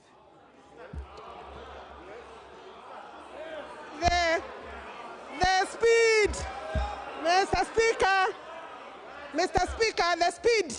the speed in which, even from the Speaker's seat, that this bill is being processed, Mr. Speaker, completely ignoring procedural issues, directly points to a situation where the country is being asked to run quickly. Mr. Speaker, this bill runs contrary to the Constitution of Kenya 2010, especially when you look at the proposals regarding formation of a political party. The definition of what is a political party, Mr. Speaker, cannot be changed by a legislative enactment, Mr. Speaker. And that's what this bill, Mr. Speaker, is trying to do in some of the proposals that it has come up with. Mr. Speaker, even the fact that we have been summoned for a special meeting, Mr. Speaker, sitting of this House, points to the direction that there are people intended on controlling the general elections through this bill, Mr. Speaker, in August 2022. You will allow me say my thing, because we can see through these provisions the hand of the handshake partners, Mr. Speaker, who are now desperate and think that they can use the law, use this House, Mr. Speaker, to bring up provisions of the law that will facilitate an amorphous coalition of parties. The law today, Mr. Speaker, Mr. Speaker, allows coalition of parties. It allows coalition of political parties by the deposit of a memorandum to the registrar of political parties. What is this thing that has become so urgent, Mr. Speaker, that requires the session of the House to be called from leave, Mr. Speaker, to come and register? When you look at the provision, every election period, Mr. Speaker, we find that there are disruptive provisions of the law that have been brought or are intended to give undue advantage to some people. Mr. Speaker, I'm therefore finding that the exercise of this House today, the summoning of this House today, in respect of this bill, absolutely unnecessary, Mr. Speaker. Mr. Speaker, the control, I will be moving some amendments, Mr. Speaker, on the register of members. We cannot allow the registrar of political parties to be the holder of the data of members of political parties. And Mr. Speaker, this is a very serious attempt by the registrar of political parties with the deep state, I dare say, to control the register of members of political parties. And that will not be allowed, Mr. Speaker.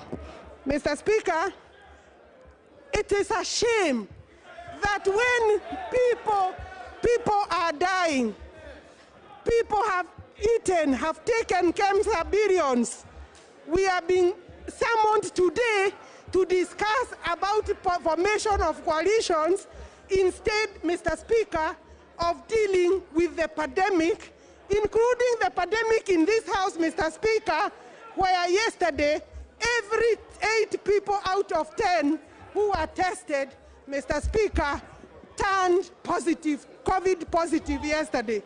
It is even exposing the members, Mr. Speaker, with a very useless bill. Mr. Speaker. This is not a pro-people bill. Mr. Speaker, this is not a pro-people bill. This is a very selfish move by this House today. We have a Political Parties Act that is able to deal with the issues of elections and nominations going forward.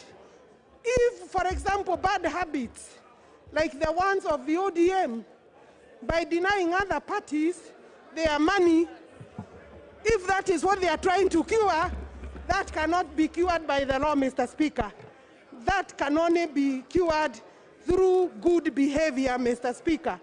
And therefore, we want to tell them, you can deposit a memorandum of how you share the money and honor the memorandum, because many of you have never known how to honor memorandums, to honor gentlemen agreement and ladies agreement. Mr. Speaker, I do not want to add anything. And we are happy that people, Mr. Speaker, are you, Mr. Speaker, you know there are people, Mr. Speaker, that have become used about intimidation, about wanting to curtail the democratic space of other people. Mr. Speaker, I am on the floor of the House, and if you mean you want to curtail the independence, the freedom of speech, including in the House, I think, honorable members, we are going the wrong direction.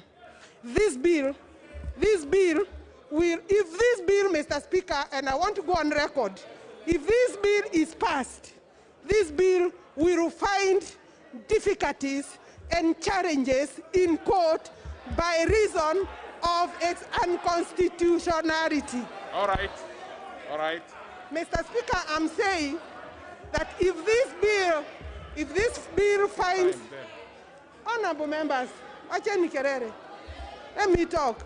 I'm saying, Mr. Speaker, for record, if this bill passes the way it is, and I know we will be looking at it because I have opposed most of it, it will find challenges on the floor or in the court for reasons of unconstitutionality.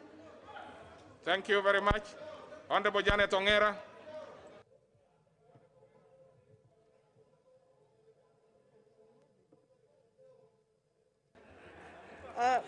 Thank you, Mr. Speaker, for giving me this opportunity to contribute to this bill. Mr. Speaker, I rise to support, and I would like to request our honorable members of this House to listen to what I have to say, because, Mr. Speaker, I believe I'm one of the most sober members in Kieleweke. Mr. Speaker, I want to speak from experience. Mr. Speaker, I have run political parties for 10 years in my other previous life. And one of the reasons, Mr. Speaker, that was most challenging was the fact that we never had provisions for coalition political parties, whereby you would have corporate membership, Mr. Speaker. When I look at this bill, Mr. Speaker, it has provided for single political parties of single member constituency. I have seen that this amendment is going to provide for corporate membership. That is a coalition of political parties. It is also providing, Mr. Speaker, for alliances to be formed. What better democracy, Mr. Speaker, can we have when we are speaking about being democratic except by going through the way of this amendment? Mr. Speaker, the second point that I would like to say, Mr. Speaker, one of the greatest challenges that we have had in Kenya was how to share political funding, particularly where we have coalitions. Mr. Speaker, I remember that the late Kalembe Ndile died crying that he was never given his money by Jubilee Party. Mr. Speaker, I know that our partners in NASA were crying that ODM never gave them their money until recently. Mr. Speaker, what better provision than to have a clear provision that the registrar of political parties can actually divide this money based on proportionate representation. Mr. Speaker, I urge, and I seriously urge my colleagues in Tanga Tanga to look at this with clear eyes. Don't be clouded. Don't be clouded by the arena of the heat of politics. History will judge us wrongly. Let us look at this with very sober eyes and look at the provisions. There is nothing that is hidden here. This is very clear. Mr. Speaker, with those two remarks, I support this amendment. Thank you. Honorable Eseli Simiyu. Honorable Eseli Simiyu.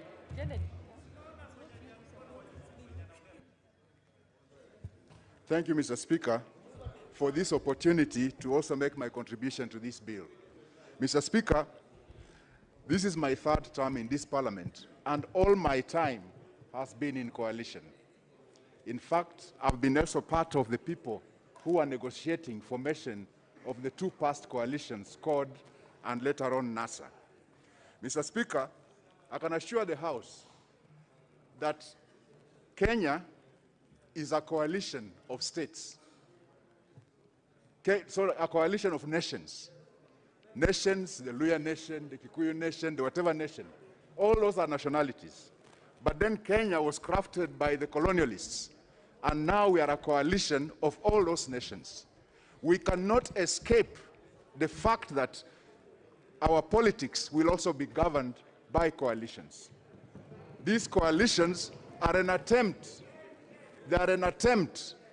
to actually overcome the issues of exclusivity in running the government. These coalitions are curing the issue of inclusivity so that people can feel included in the governance of the country. Mr. Speaker, if you don't know your history, if you don't remember your history, you are bound to repeat the same mistakes that led to that history. In the sense that we've all seen in the recent past a coalition like Jubilee opting to form one juggernaut party, and in the process it is slowly imploding. A coalition like NASA, eventually, because of issues of funding, eventually implodes. All this need a cure, and this is one way that we can cure the problem. Mr. Speaker, I'll be very brief with this last comment. It is important that we all note there are those who are concerned about the timeline of forming coalitions. But we must note several things. One, IEBC will require time in order to do the ballots and all that. That time scale cannot be ignored. And it has to be done properly. We all know the history of IEBC, who have had issues with procurement. We must give them enough time to be able to do their procurement. But then, there are those who are uncomfortable with the time stipulated in the bill on formation of coalitions. But this discomfort, Mr. Speaker, is mainly dishonest. This discomfort is dishonest in the sense that there are people and several parties which are well known who are sitting on the fence waiting for the highest bidder. And these sort of coalitions and these sort of parties fear that when they are told to do their coalition 6 months to the election, they'll be discovered where they lean to. And they are hoping to ride in such a way that they are not uncovered until 3 months to the election. And that's the discomfort about the timeline. Otherwise, there should be no discomfort about the timeline. If you want to play clean politics, make your coalition early enough so that you are able to go and campaign. You are able to give IEBC time to also prepare the ballots. But, Mr. Speaker, I support this bill. I support this bill and insist that we as Kenyans must rise up to correct the mistakes that we've made, to be able to make sure that we don't repeat those mistakes again. Mr. Speaker, What is I it, support. Honorable Mwadi? What is it, Honorable Mwadi? You don't, even you, once you have put your card, it is enough. You don't have to put your hand up. What is it, Honorable Mwadi? Thank you, Honorable Speaker. And Honorable Speaker, I've been following the debate. You have listened to the merits and demerits as articulated by those who have debated before. But at this point, Honorable Speaker, rising under Order 95, to ask that the mover be called upon to reply so that we can deal with the matters later. Honorable members, there are things that you will make decisions, but before we make those decisions, I want to make a ruling on what Honorable Murugara had asked me to do, and I'll be very brief because it's as brief as that.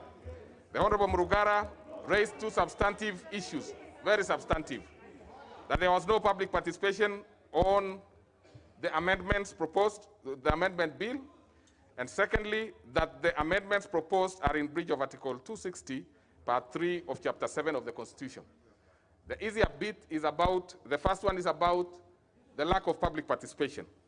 Honorable members, it has been established, and it is part of the report, that the advertisements were duly run by the Clerk of the National Assembly to notify the public of hearings of political parties bill, National Assembly Bill number 56 of 2021, and to seek views of public through the said advertisement.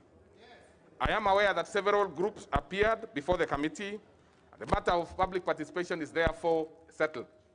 You remember yesterday, honorable members, the matter was brought to today because yesterday was the deadline at 5. So the issue of public participation is settled. On Article 260, Part 3, Chapter 7 of the Constitution, it's plainly providing for scope and requirement for political parties under Article 91 and 92 in generality. This House, therefore, insists with this particular important matter, and you will have your way to decide one way or the other. Apart from defining the political party, which is clearly not defined in the Constitution, the amendment proposes to deal with many other important issues, which will be up to you, honorable members, to make that particular decision. So, honorable members, then I propose to the second issue, as to whether you would want the mover to be called to reply as proposed by Honorable Mwadi. Will as many as of that opinion say aye? Aye. Many as of a contrary opinion say nay. The ayes have it.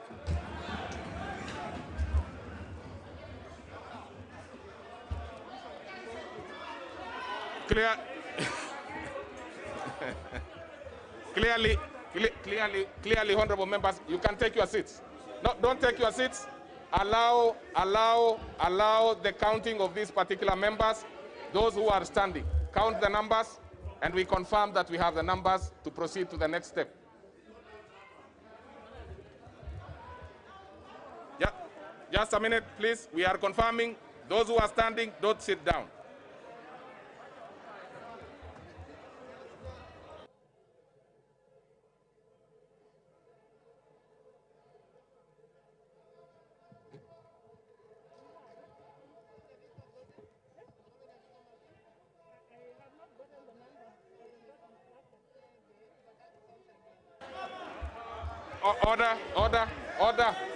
Order.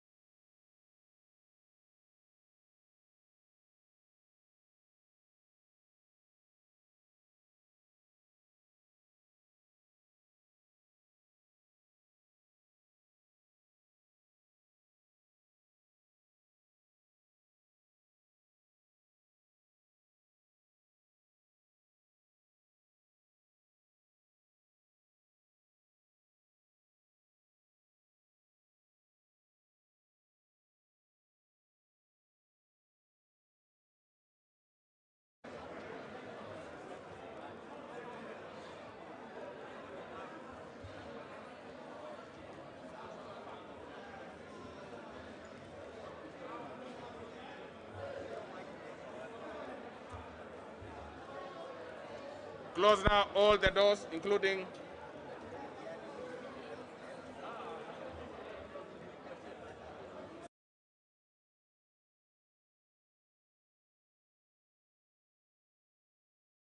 hapa or close huko. Yeah. Laini wasikuja hapa. Masara. Kwani you are 65 of you. But at least tulikuona ukitaka kupiga mtu. Unajua walipanga kuharibu parliament. Yeah, don't worry, it's okay. Now it's settled. No, but unaona hiyo act yangu imefanya watu wametulia. Unafaa unipe check. Now anybody who goes out will not come back.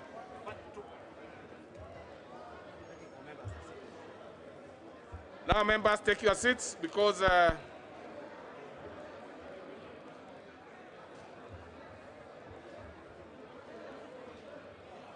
take your seats, honorable members. You need to vote now. Take your seats. All the doors now are closed, including these ones going to the small chambers back behind here.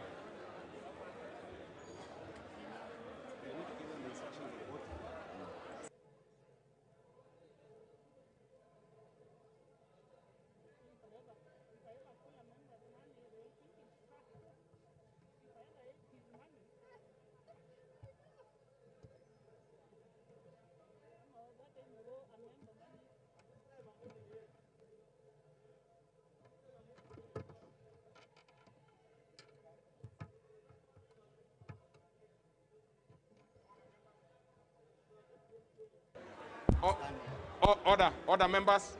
Now let me, first of all, put the question, which is that the Political Parties Amendment Bill, National Assembly Bill number 56 of 2021, be now read a second time. That is the question. No, sorry.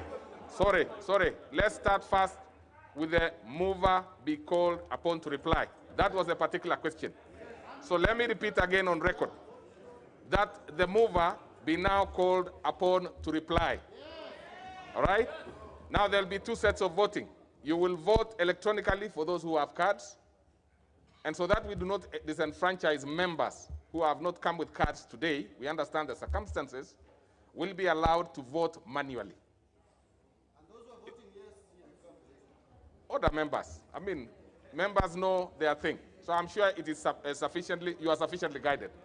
So we will take that now.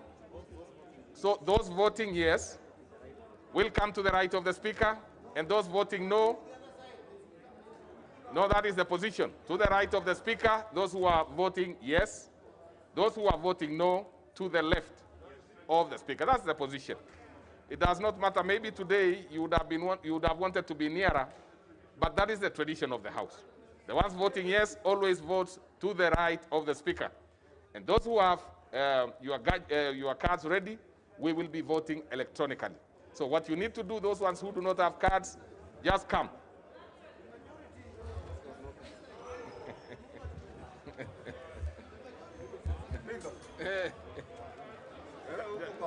Just a minute.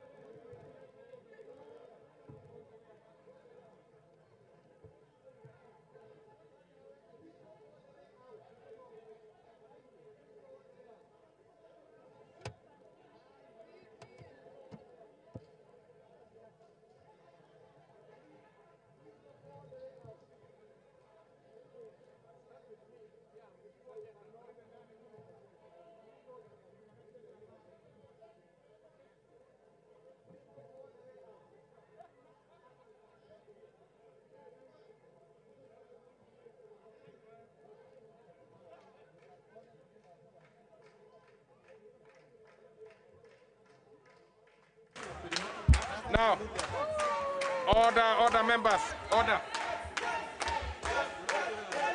Order.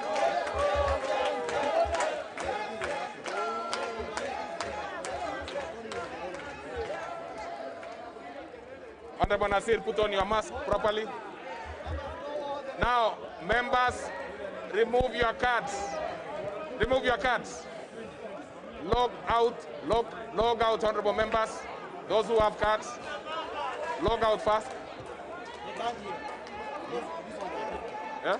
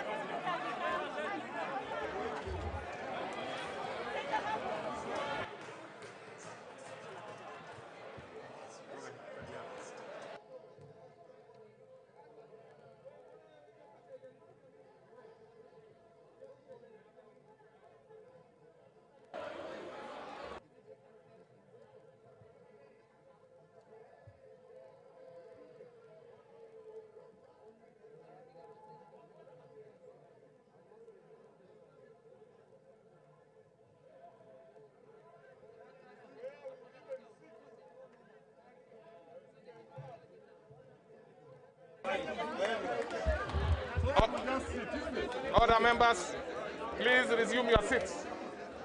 We will vote manually, all of us. So you will be called out and you will vote. Everybody, honorable members, because most of you don't seem to have cards. So majority, so let's do a manual one. Yeah, take your seats. Take your seats.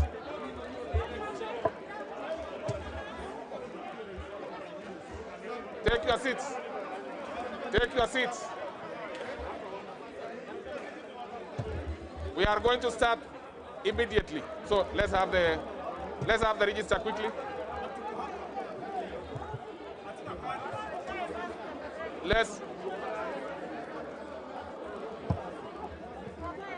Please take your seats. Everybody seems to be.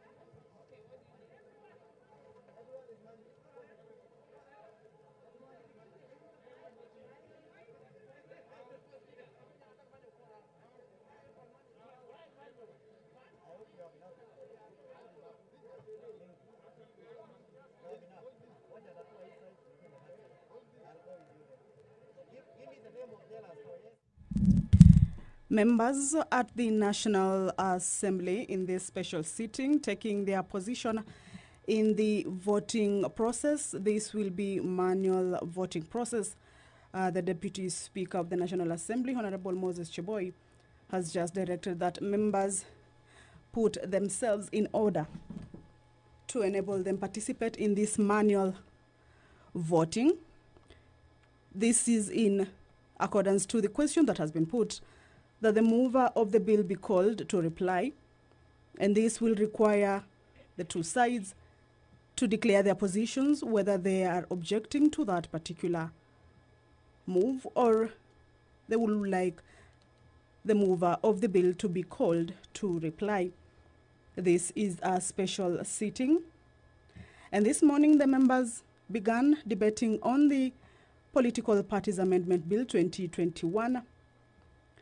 That is the only bill in the order paper this morning. It is a bill that has elicited varied reactions from the members and factions of political parties, raising issues on a number of the clauses in the bill, among them the formation of coalitions and the political parties,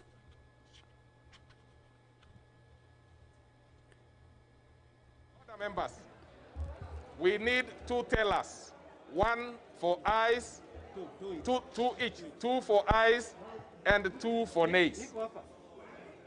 And clearly, we just hold on. And all the members who will be voting aye will be to the right of the speaker, and then they will come and have their names recorded there. Those ones who will be voting nay will be to the left. And then they will also record their names very clearly, because maybe 70% of the members do not have. So we'll have two tellers. No.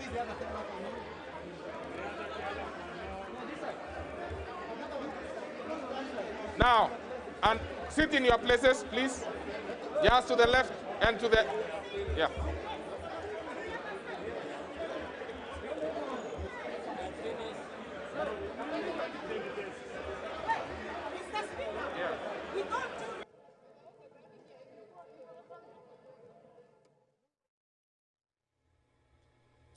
This is the division process currently ongoing at the National Assembly.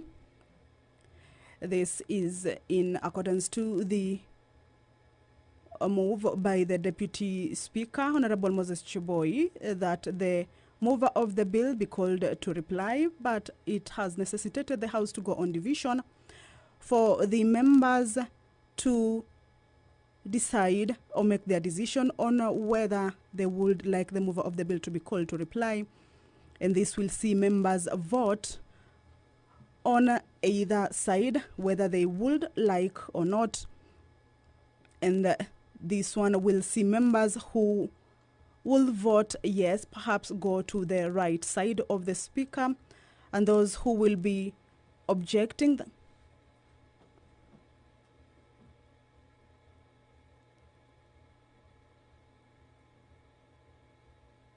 those who will be objecting to that particular move, then they will be moving to the left side of the speaker and record their names. That is what is currently happening at the floor of the House. Members deliberating on which side they will be taking at this particular moment. It is a crucial moment. It is a crucial bill. It is a bill that has seen the House sort of divided this afternoon, but the debate began this morning, and the members have to be keen on the decision they are making, because as each member rose to give their opinions and their views, then each and every individual had their own opinions on this particular bill, those in support and those who were objecting it in totality. So here it can be called a game of numbers, because again there are two sides, those who were supporting it and those who are saying that it does not conform to the Constitution.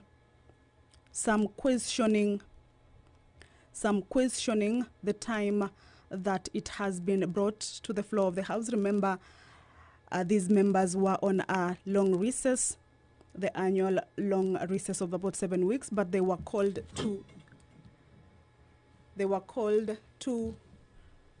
this particular special sitting just to enable this particular bill be debated on. It is supposed to be ready or passed in a period of about 6 months to the general elections. So like I told you earlier on, it's a game of numbers that political factions have to lobby for their members to make a wise decision for the two sides to get the numbers, the requisite number that is needed for the bill to go to the next stage. It is a crucial moment.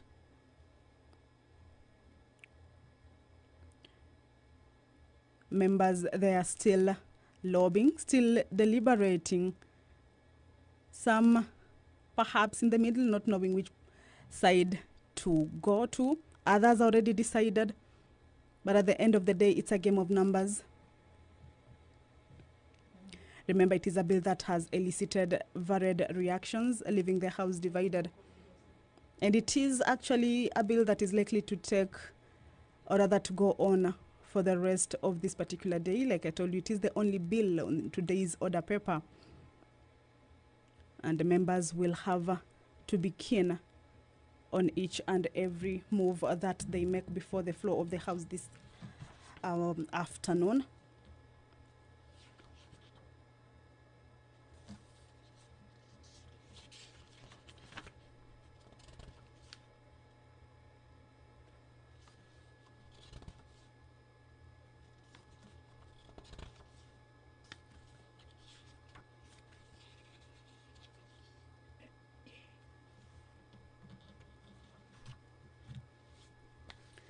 Some of the issues that members who stood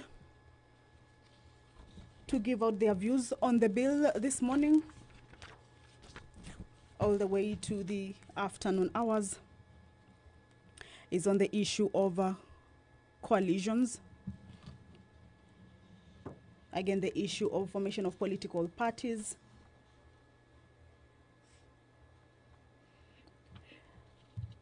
Clause 13 of this bill provides for the amendment of Section 21 of the Act to provide for both the suspension and the registration of a political party and the applicable process for suspension or the registration, where members who agree to this particular bill say that it is an opportunity for political parties or other members of a political party, in case a political party has been deregistered, then still protects everyone. This is in contrary to what the Political Act of 2011 said, and they were saying that this particular bill, especially this particular clause, allows for members of a political party to benefit or to be protected in case a political party is deregistered.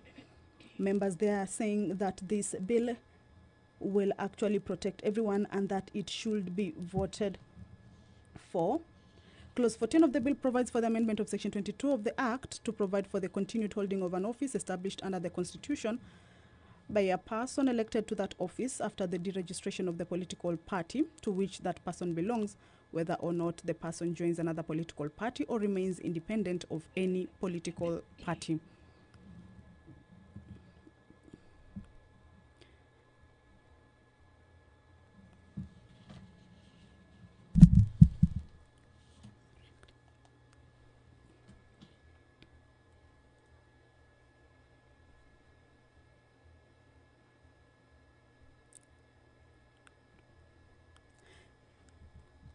Some of the issues that members are objecting to or that has caused the House to be divided include the time. MPs here racing against time to dispense pressing matters, including election-related laws before re-election jitters jolt their operations. This is a bill that is sponsored by Majority Leader Amos Kimunya.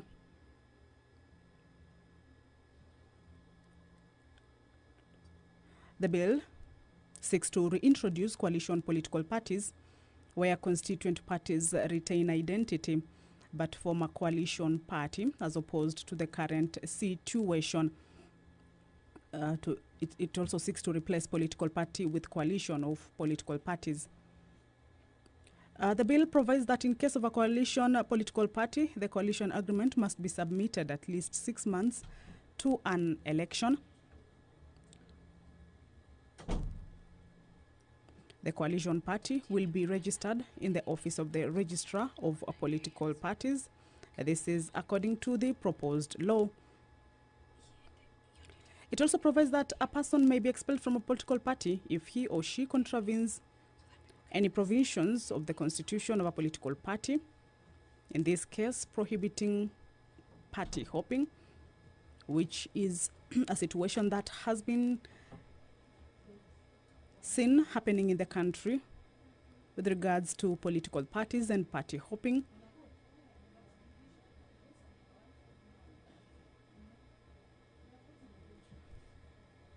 Members there still deliberating, still lobbying on which position they would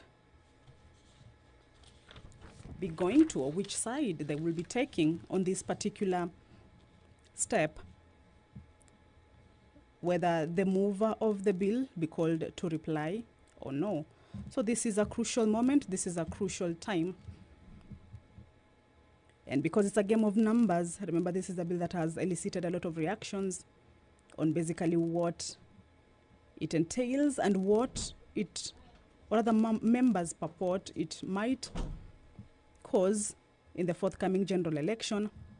Then these two sides, those who are for yes and those who are for no, need to be careful on what they will be voting on.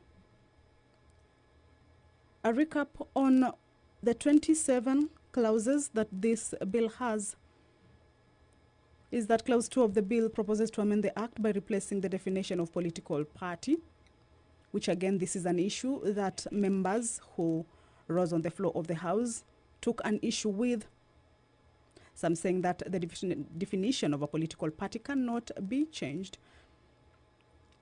But the bill proposes that the definition of political party be replaced with a new definition, and to insert new definitions of coalition political party, direct party nomination, indirect party nomination, and statement of ideology that are consistent with other proposed amendments to the Act contained in the bill.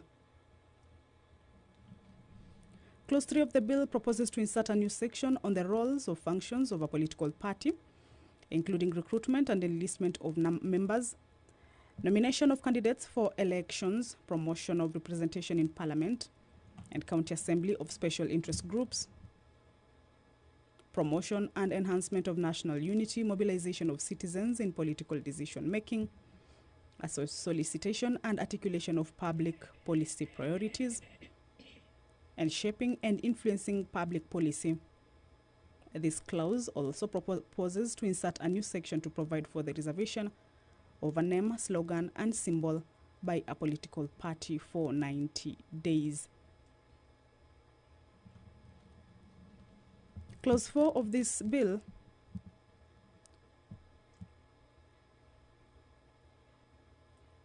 proposes to amend Section 5 of the Act. This is the 2011 Act, to provide that an application for the provisional registration of a political party shall be done after the reservation of a name, symbol, and slogan, and the lapsing of the reservation of the application is not done within 90 days of the reservation of the name, symbol, and slogan.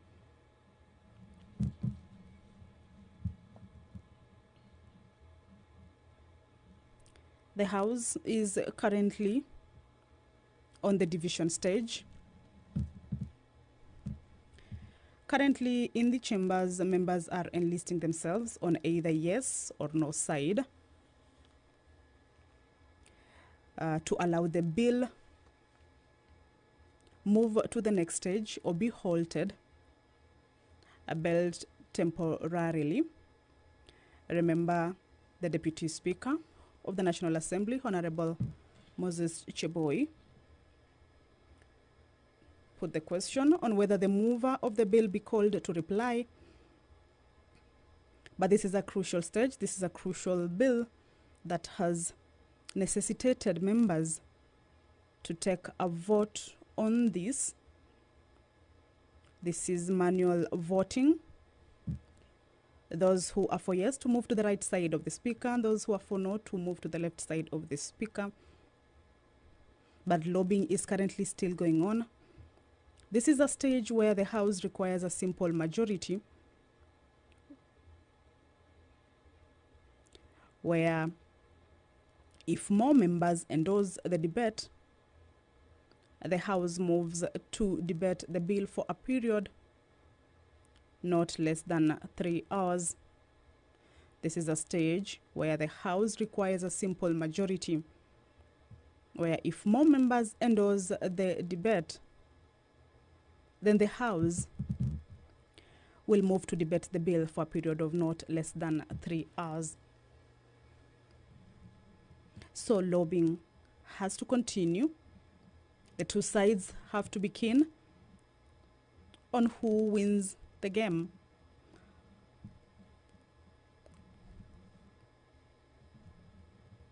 This bill is the only business of the day for members of the National Assembly on this day of 22nd December of 2021. It is the second day of the special sittings that were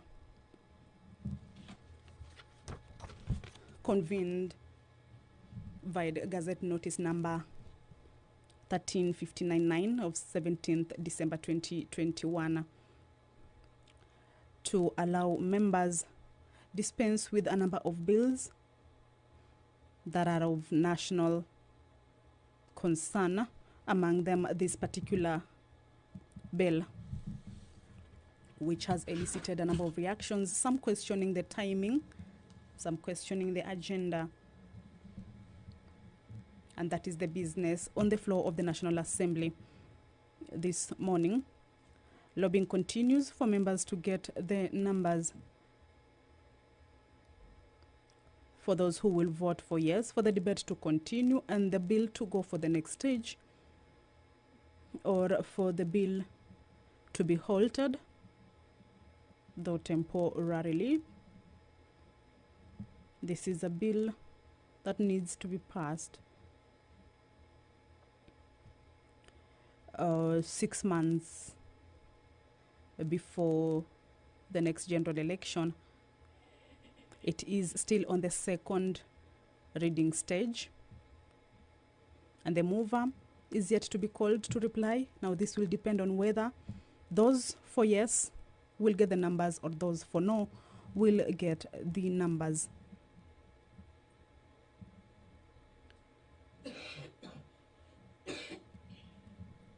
Clause 6 of the bill proposes to amend Section 7 of the Act to provide that one of the conditions for full registration of a political party shall include the address of the official website of the political party, and also to provide for the procedure to be followed for the registration of a coalition political party.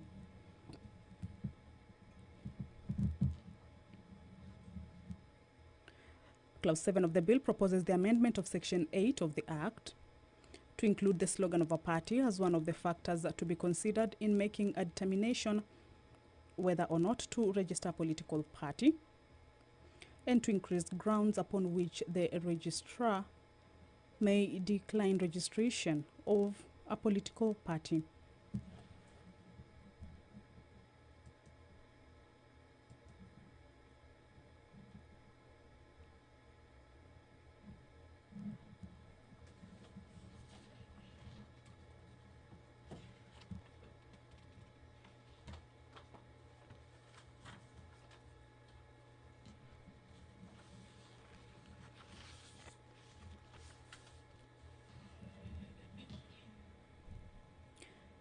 Lobbying continues.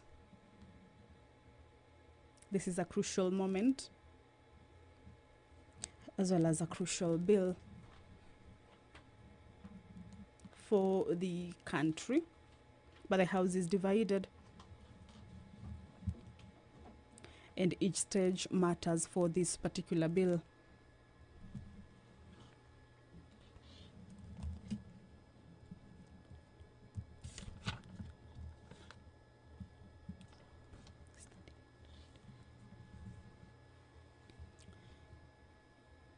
This is a special sitting that was reached out in accordance to Standing Order 29, that whenever during a session the House stands adjourned, whether or not a day has been appointed for the next meeting, the Speaker may, on the request of the Leader of Majority Party, remember this is a bill that has been moved by the Majority Party of the National Assembly, Honorable Amos Kimunya, that on the request of the Leader of a Majority Party or the Leader of Minority Party, appoint a day for a special sitting of the House. This is the second day for the special sitting that the members were recalled from a long recess. National Assembly is actually expected to resume its sittings for the 6th session on the 25th of January 2022. But remember, there were a number of legislation that needed urgent deliberations necessitating this special sitting. So this Political Parties Amendment Bill 2021 was one of the agenda that members will be considering in these special sittings. According to Standing Order number 29 on special sittings of the House, is that the Speaker may allow a request under paragraph 1 if the Speaker is satisfied that the business proposed to be transacted relates to the matters specified under Standing Order 61. This is on special motions or other urgent and exceptional business as the Speaker may allow. The Speaker shall, by notice in the Gazette, notify the members of the place, date, and time appointed for the special sitting of the House.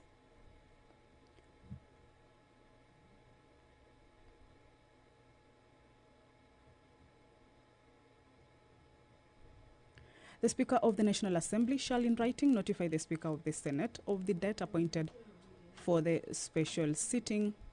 Remember, the special sitting are for both houses, the National Assembly and the Senate.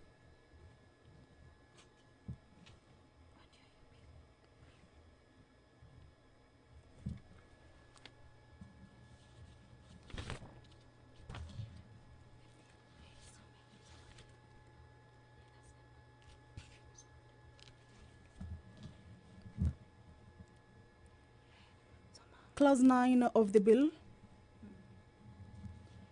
and Clause 10 of the bill proposes to amend the Act by inserting new sections to provide for when a member of political party shall be deemed to have resigned from the political party and the grounds for the expulsion of a member of a political party from the political party.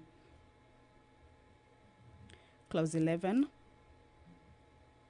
proposes to amend Section 16 of the Act to provide for the publication of the information required under that section in the political party's official website.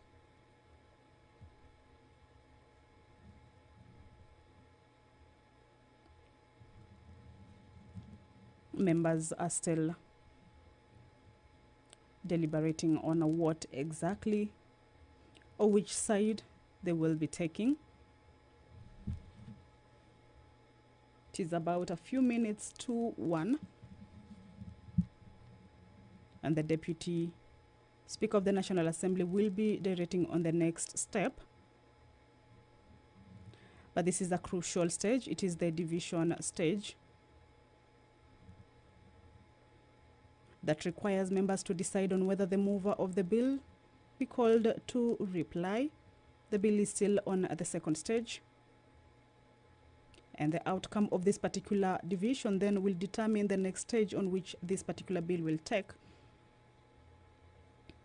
But again, remember, this is a crucial bill. This is a bill that has elicited reactions and thereby requires the numbers of each particular faction, those who are against it and those who are in agreement with it. Clause 12 of the bill proposes to amend Section 20 of the Act to provide that the notification of proposed changes or alterations to the constitution of a political party shall be made in one newspaper with a nationwide circulation instead of two newspapers and in the official website of the political party. Clause 13 of the bill provides for the amendment of Section 21 of the Act to provide for both the suspension and deregistration of a political party and the applicable process for suspension of deregistration. And this is one of the clauses that those who are for this bill were saying it will actually be protecting everyone in a political party should the party be deregistered, unlike before where some political members were left out. But they say this particular clause in this particular bill will be protecting everyone in case that party is deregistered. Clause 14 of the bill provides for the amendment of Section 22 of the Act to provide for the continued holding of an office established under the Constitution by a person elected to that office after the deregistration of the political party to which that person belongs, whether or not the person joins another political party or remains independent of any political party. So these are some of the positives that those who are for this bill say it ought to pass and it ought to be adopted. Clause 15 of the bill provides for the amendment of Section 25 with regard to the disbursement from the political parties fund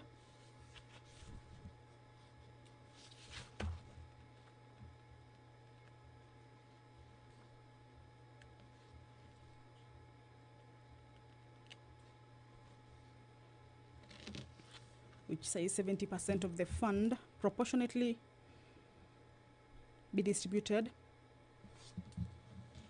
by reference to the total number of votes secured by each political party in the preceding general election, 15% of the fund proportionately to political parties based on the number of candidates of the political party from special interest groups elected in the preceding general election, and that 10% of the fund proportionately to political parties based on the total number of representatives from the political party elected in the preceding general election, and then 5% for the administration expenses of the fund. The funds for a political party is yet another element that those who are for this particular bill say it will be addressing some of the issues that have been experienced before by political parties who were in coalitions on matters of distribution of funds.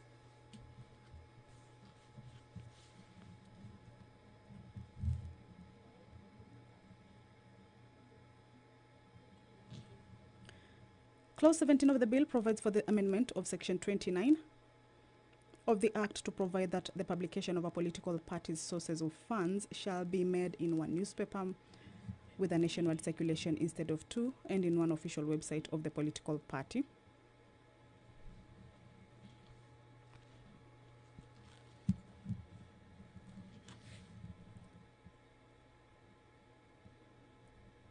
Members are yet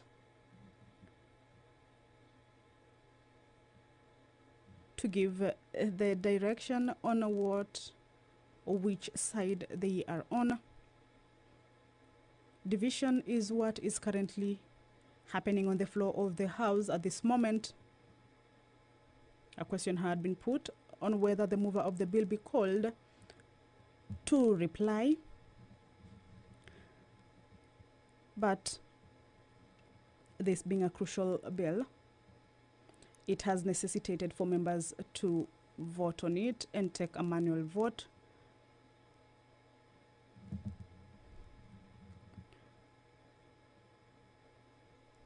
The decision that will be reached out at this particular moment will define the next stage that this bill will take.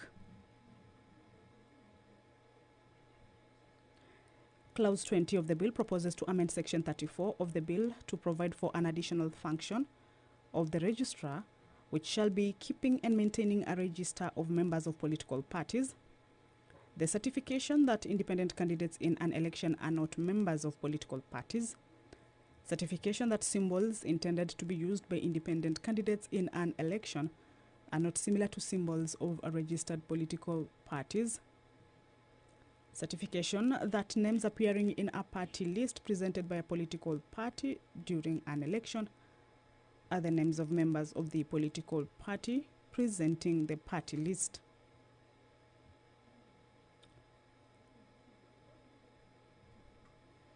Another function for the registrar that this bill is proposing is on the regulating of political party nominations and training political party election agents.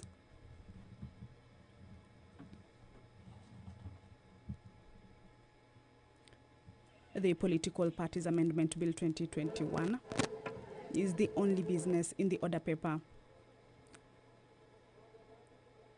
for the morning session on the special sitting, and members in the early morning hours debated on it, ventilated on it. It is still on the second stage.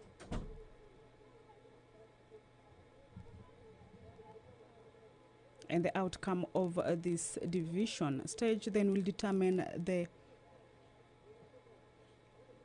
fate of this bill.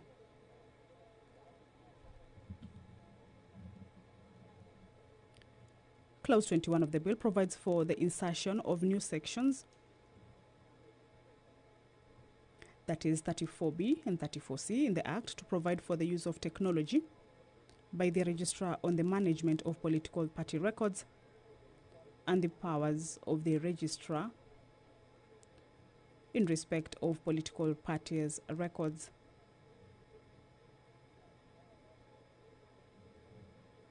It is a bill that has 27 clauses, and some members have been raising questions on some of these clauses. Some have been raising questions on the timing, why the bill had to be discussed on this particular moment or at this particular time when the House had proceeded on a long recess.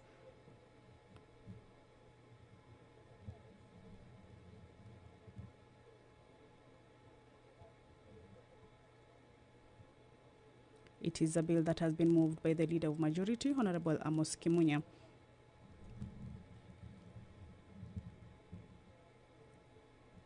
Clause 22 of the bill provides for the insertion of a new part consisting of new sections on political party nominations, including methods of conducting nominations, the establishment of structures by political parties for the conduct of nominations,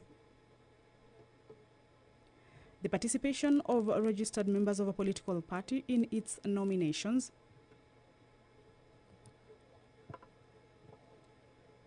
the accessing of the register of members of the political party during the political party's nominations, the procedure for the conduct of direct and indirect party nominations, the vetting of candidates contesting party nominations, and the period within which political party nominations disputes should be resolved by the political party.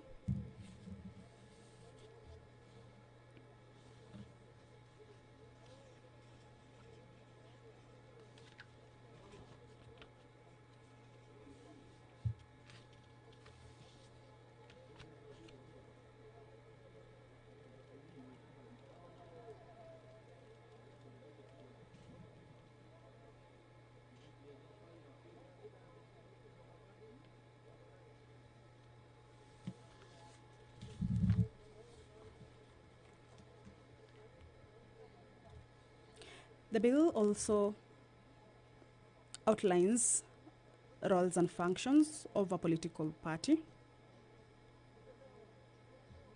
that a political party may recruit and enlist members, nominate candidates for elections, promote representation in Parliament and county assemblies of women, persons with disabilities, youth, ethnic and other minorities and marginalized communities, sensitize the public on the functioning of the political and electoral system, promote and enhance national unity, mobilize citizens into participating in political decisions, as well as solicit and articulate public policy priorities as identified by its members and shape and influence a public policy. This is a special sitting of the bicameral parliament. This is at the National Assembly that was convened via Gazette Notice number 13599 of 17th December 2021. What is currently happening on the floor of the House is the division stage. Members to decide on whether the move of the bill be called to reply or not. So members continue enlisting themselves accordingly, either in support or in objection to the commencement of a debate on political parties amendment bill 2021. Normally the House rises by 1 p.m., but it's now 9 minutes past 1 p.m. And the timing has since been taken over by events on the floor.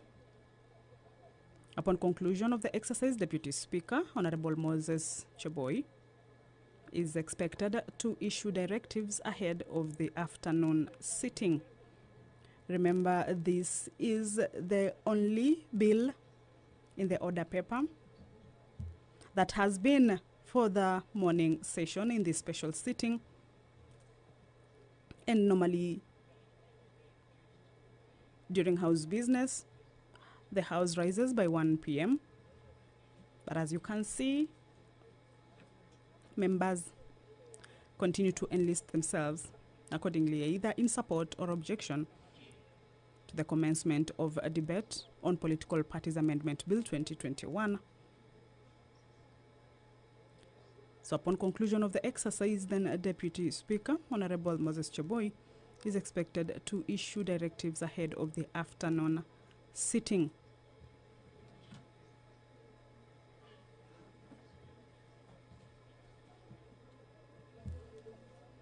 It is a bill that has gotten the House divided as it elicits varied reactions, mostly on the formation of coalitions, the timing of the bill, the political parties, the definition of a political party with something that the name cannot be changed, or the definition of a political party cannot be changed.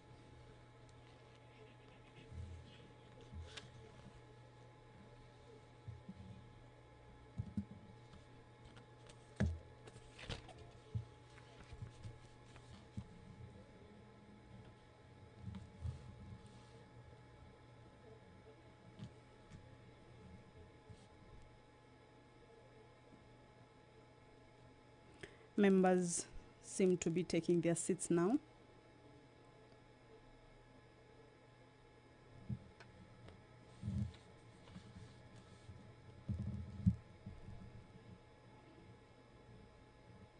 Earlier on, they were all over the floor of the House.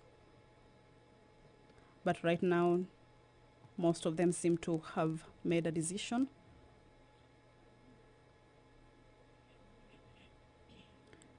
On whether the debate should go to the next stage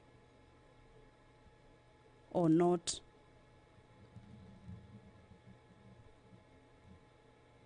Clause 23 of the bill provides for the amendment of Section 40 of the Act to provide that the Political Parties Disputes Tribunal shall also hear and determine disputes relating to political party nominations.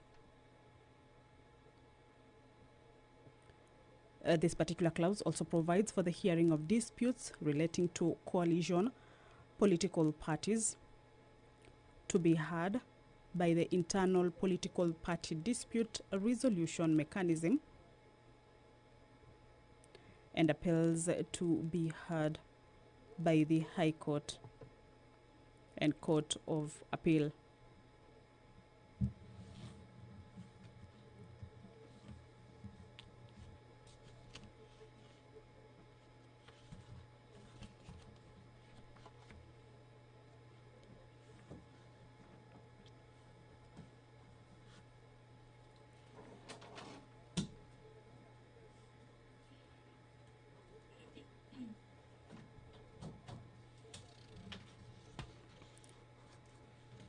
This is a special sitting of the National Assembly on this day of 22nd December 2021.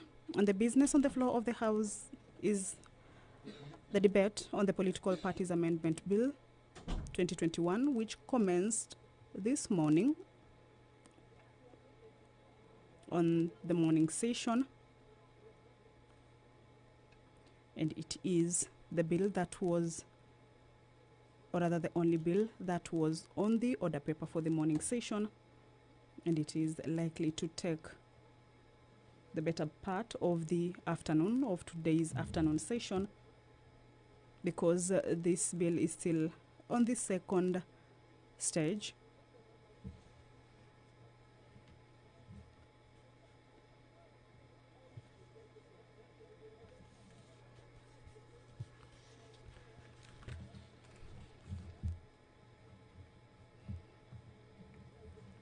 Members have been debating on this bill since morning,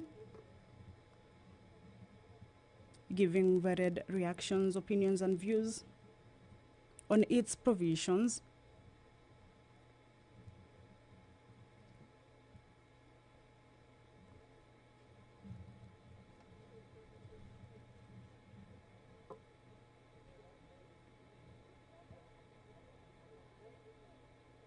The bill says a person may be expelled from a political party if that person contravenes any of the provisions of the constitution of the political party. A political party shall, before expelling a member under Section 1, accord such a member a fair opportunity to be heard in accordance with the internal party disputes resolution mechanism prescribed in the constitution of the political party. This one is in line to expulsion of a member from a political party.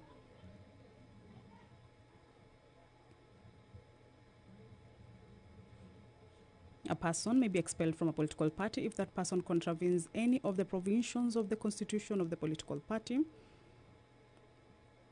And before being expelled, the political party shall accord such a member fair opportunity to be heard in accordance with the internal party disputes resolution mechanism prescribed in the constitution of the political party.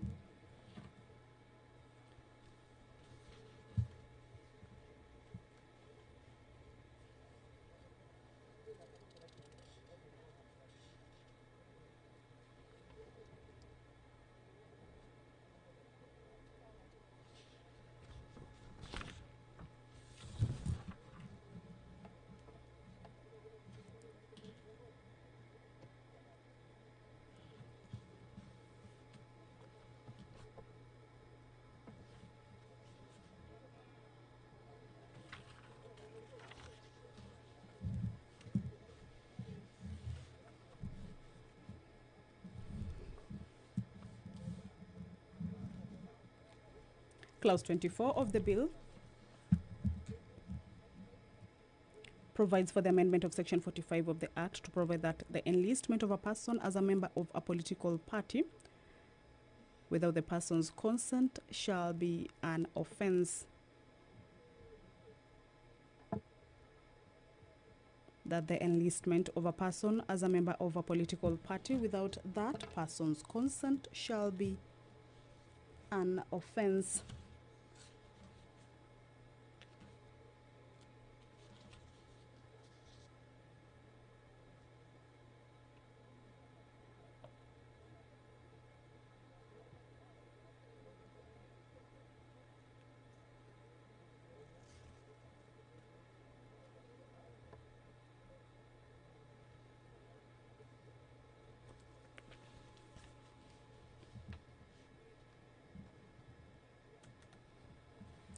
The bill also says that a political party shall, within 60 days after being issued with a certificate of full registration under Section 7, submit to the registrar a written declaration giving details of all assets and expenditure, including all contributions, donations, or pledges of contributions or donations, whether in cash or in kind, made or to be made to the initial assets of the political party by its founding members in respect of the first year of its existence.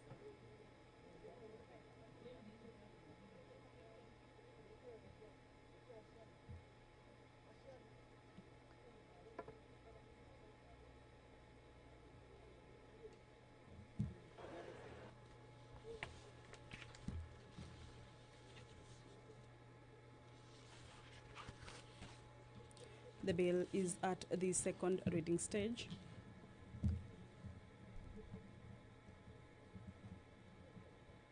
And members have been enlisting themselves on either of the two sides that are available, either yes or no, and will determine on the next stage of this bill those who are for that the debate to continue on this particular bill, and those that are for the bill be halted for one reason or the other. Remember, the debate on this bill has been ongoing since morning around 10, where the House commenced its business of the day on this second day of the special sitting.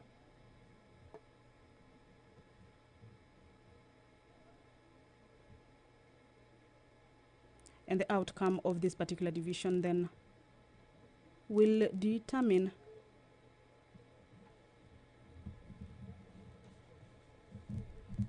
whether the bill will proceed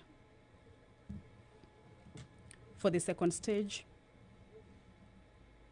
or will be halted. Clause 26 of the bill provides for the amendment of the second schedule to the Act to provide that the constitution of a political party shall provide for the address of the official website of the political party. Some of the clauses on this bill seem to be rather okay with the members, but a number of the clauses have been questioned, and that is what some of the members are against. For Order members, order members. Now you can, order members, take your seats. Order Honorable Gladys Wanga is now calling the and House to order. Order Honorable Sankok, you can now take your seat somewhere. What has been Let happening me is give that you members have been opportunity to take your enlisting seat, at least for you, themselves. Honorable Sankok. Sit somewhere. Okay. Then you freeze. So, honorable members, we have the results, and of course we expect the tellers to report in the usual manner, and then I'll make a brief communication on way forward in terms of many things that either are going to be done or not going to be done today. So let's have the reporting first, then I make a brief, and then we make a decision. Let's have the reporting first.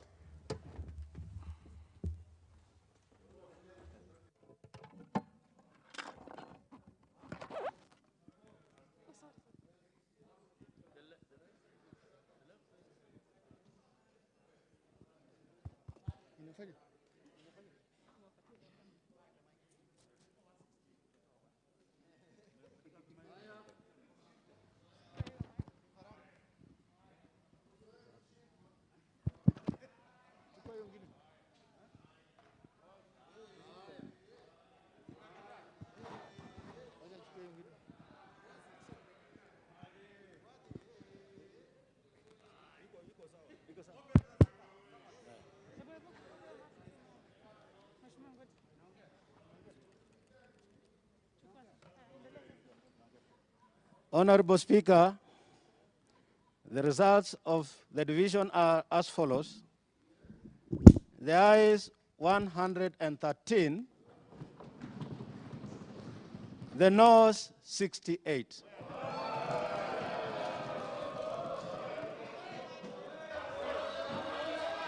Let's have the results.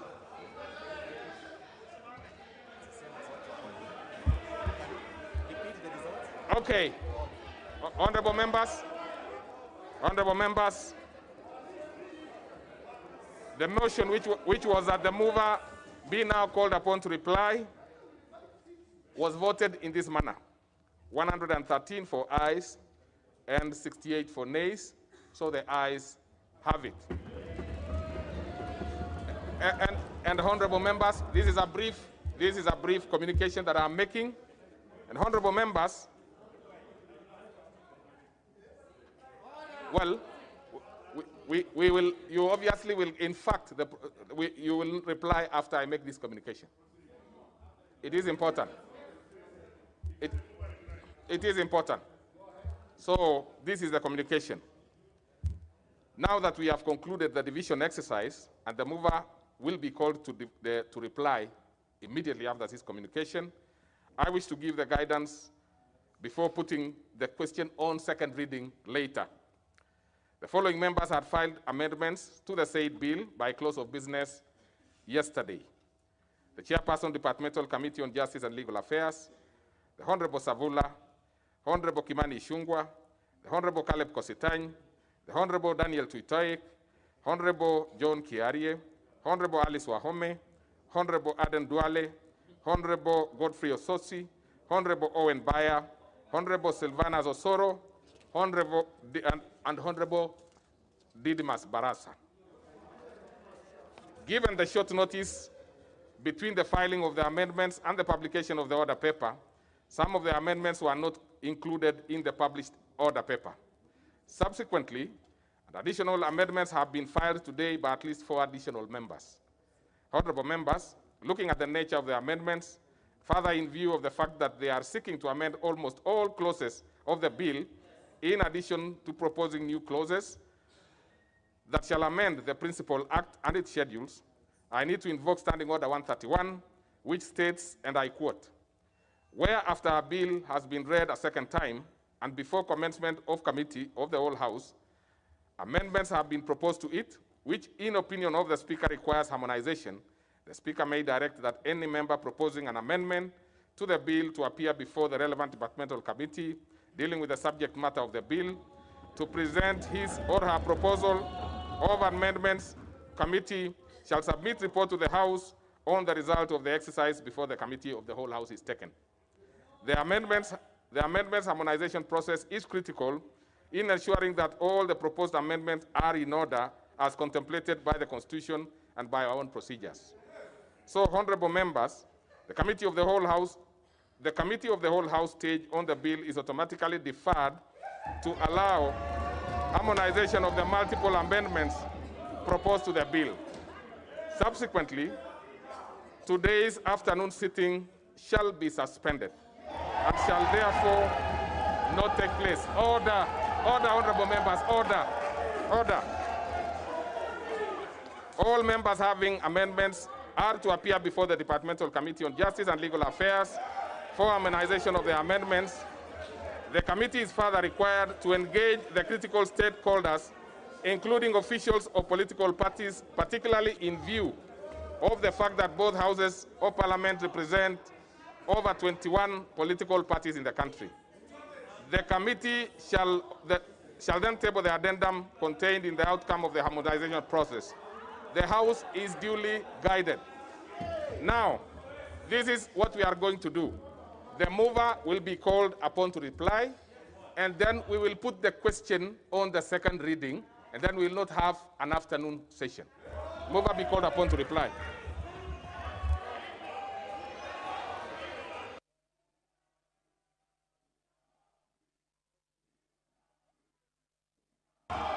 Order, members. Order. Order.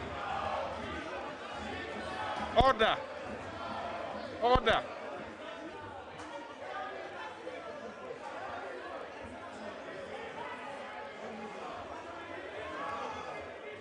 No.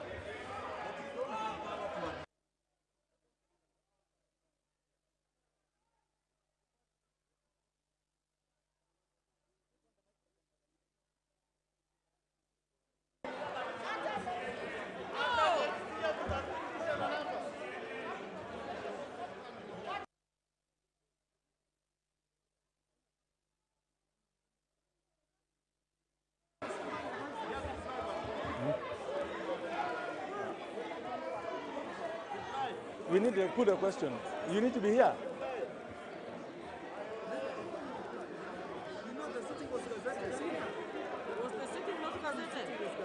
The Gazette was to cover the entire business. Why Up don't to you the raise afternoon. an point of order? Yeah. Let's at the same time.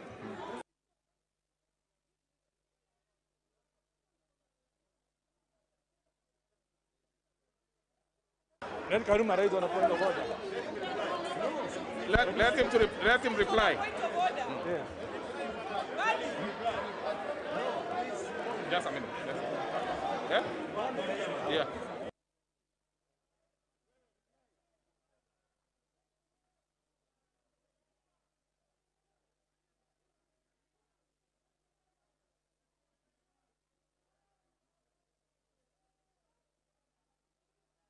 Can you reply?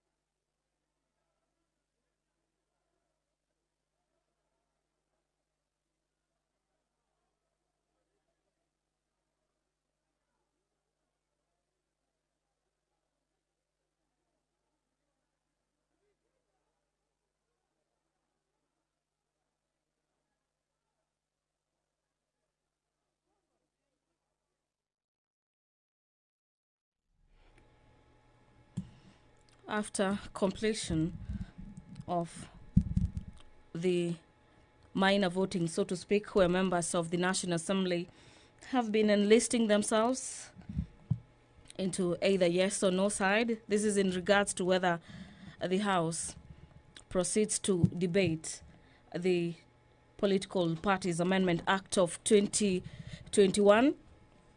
The voting was as follows: 111 members of Parliament enlisting themselves to the yes side, and the nay side having 68 members of Parliament opposing the debate to that particular bill.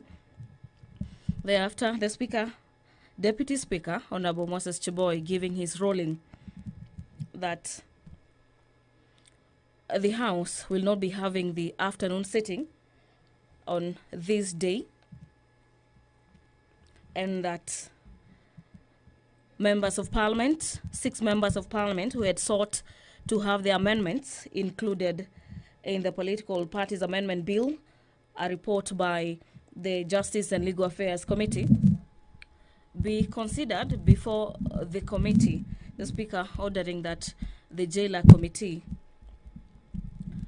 plans and indeed carries a sitting for harmonization of those particular amendments by the 6 MPs before the committee tables its report before the floor of the House.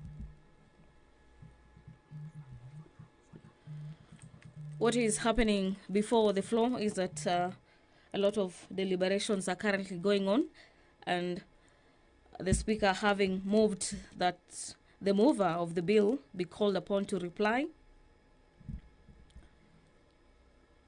After the mover replies to that call, the House will be adjourning until such a time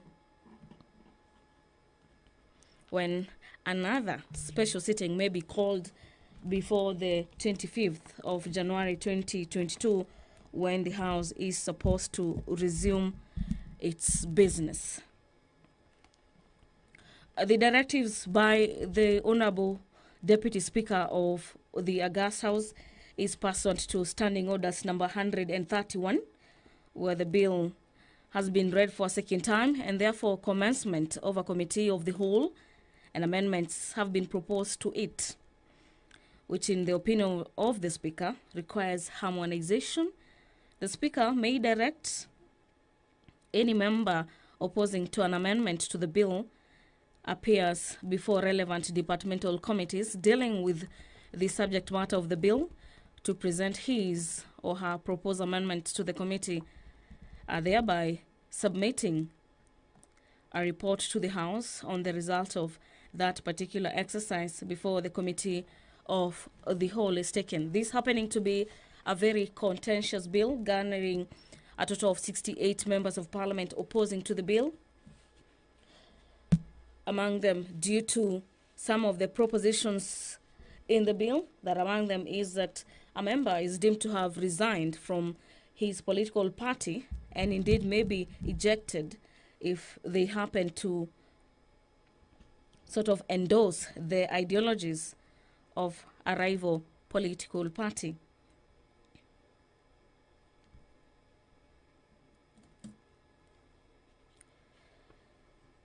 Members opposing some of the provisions in the bill will now be moving to the Muturi Kigano-led committee to table the amendments before the chair submits the report of the committee. There has been issues in regards to that particular bill. Some members opposing that there has been issues to do with public participation that some allege was not properly carried out before the committee. But we heard the Deputy Speaker, Moses Cheboy, ruling that out and indeed telling members that the committee indeed carried out public participation.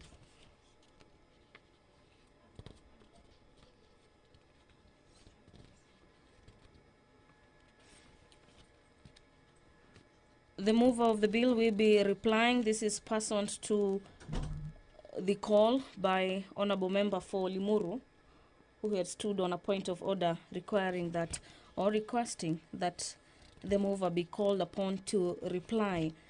And the times being 1:36 p.m. when the House is supposed to have risen on a normal occasion, the House is expected to have the mover of the bill reply, and thereafter the Speaker will be putting the question where members will be voting yes or no in regards to the bill moving to the second stage completely, to have members sort of debate on that particular bill. And according to the directives by the Speaker, is that the House will be discussing and deliberating on the bill on a particular date. According to the order paper, this particular bill was scheduled to move to the committee stage in today's afternoon sitting, but bearing in mind that that will not be taking place, the bill of members of parliament will be moving again. It's time to ensure that this particular bill either passes or is rejected. We had various comments by members of the National Assembly opposed to this particular bill, who have a feeling that in the event the bill is passed, then the country will be witnessing a case where some section of the political parties will be moving to court to stop the implementation of this particular bill.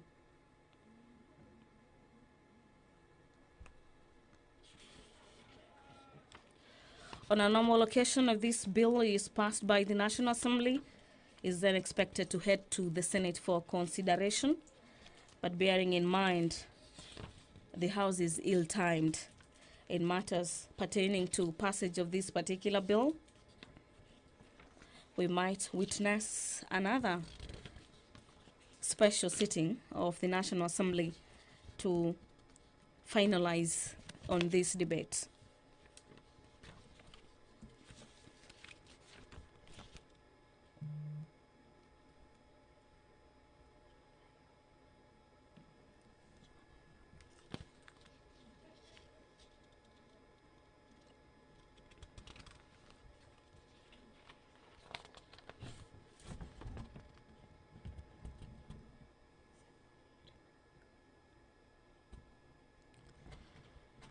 This happening to be a special occasion where the sitting in the afternoon, as stipulated in today's order paper, the House was supposed to be sitting in the afternoon, but that will not be happening as the divisions and the mixed reactions in the House have forced the Speaker to annul today's afternoon sitting, indeed ruling that the House may be called at a later date to probably consider the bill before the House resumes its normal sitting and the sixth session. The bill proposes to add functions to the register of political parties. This is in line with keeping and maintaining the register of political parties, the certification that independent candidates in an election are not members of a political party, certification that symbols intended to be used by independent candidates in an election are not similar to symbols of registered political parties. The other thing is the certification that names appearing in a party list and presented to the political parties presenting the party list, regulating political party nominations and training of political parties' election agents.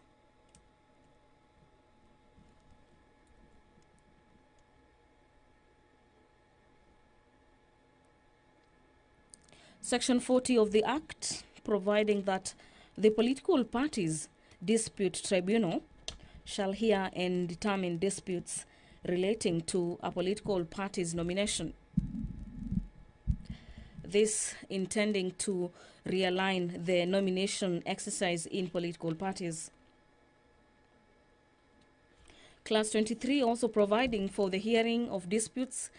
This is in relation to coalition of political parties to be heard by the internal political parties dispute resolution mechanism. Also, appeals to be heard by the High Court and the Court of Appeal. Earlier on, before or after the 2017 elections, we had the register of political parties channeling monies through our parties, and one of the issues raised by Kiminini, Member of Parliament Chris Omalwa, is that affiliate parties of coalitions had issues in the distribution of monies. And in him supporting the bill, he says that the register of political parties will now have the mandate to transfer funds, be it as it may, to the smallest political parties in a coalition.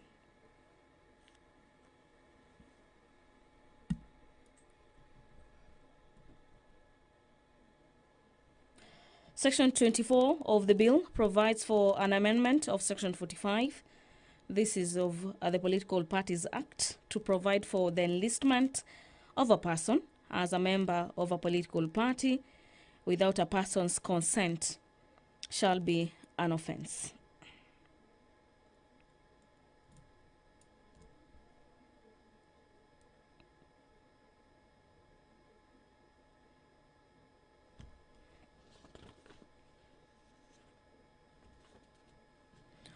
The bill will also, according to the provisions, the bill presented by the Leader of Majority in the National Assembly, Honorable Moses Kimunya, will also have concerns with the county governments. And these concerns are in terms or in relations to Article 110, subsection 1A of the Constitution, that provisions that affect the functions and the powers of the county governments shall be set out in the 4th schedule of the Constitution. Article 101, subsection 1B of the Constitution provides that the bill relating to the elections of members of the County Assembly shall be a bill concerning county governments, and to this extent, the bill, among other things, provides for the circumstances under which a member of a political party may be deemed to have resigned from a political party, and this includes members of the County Assembly, and further making consequential amendments to the Election Act number 224 of 2011. This is a bill concerning county governments within the meaning of Article 110, subsection 1A of the Constitution.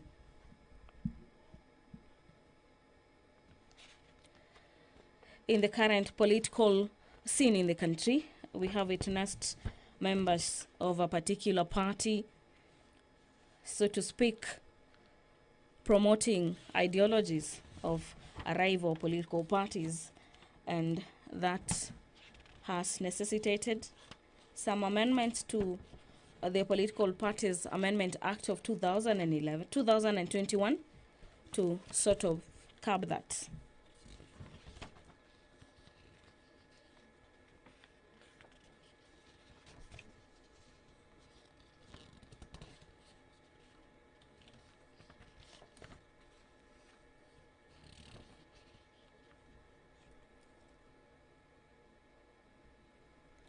According to the bill, a person who suppresses or attempts to suppress any lawful political activity of another person commits an offense and shall, on conviction, be liable to a fine not exceeding 1 million shillings or to imprisonment for a term not exceeding 2 years or both.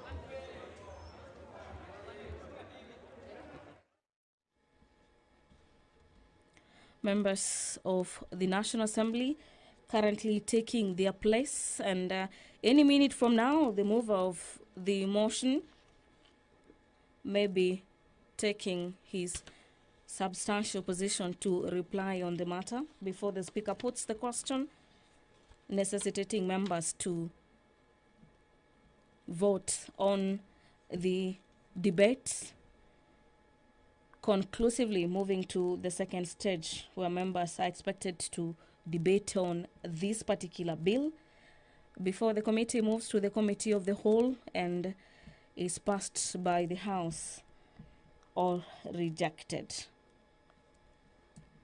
You remember that a couple of members of Parliament have raised concerns. This is regards to the consideration of the amendments to this particular bill, and therefore, the Deputy Speaker, Honorable Moses Cheboy, ruling that the committee gives them an ear by the 6 members of Parliament will be considered by the committee before the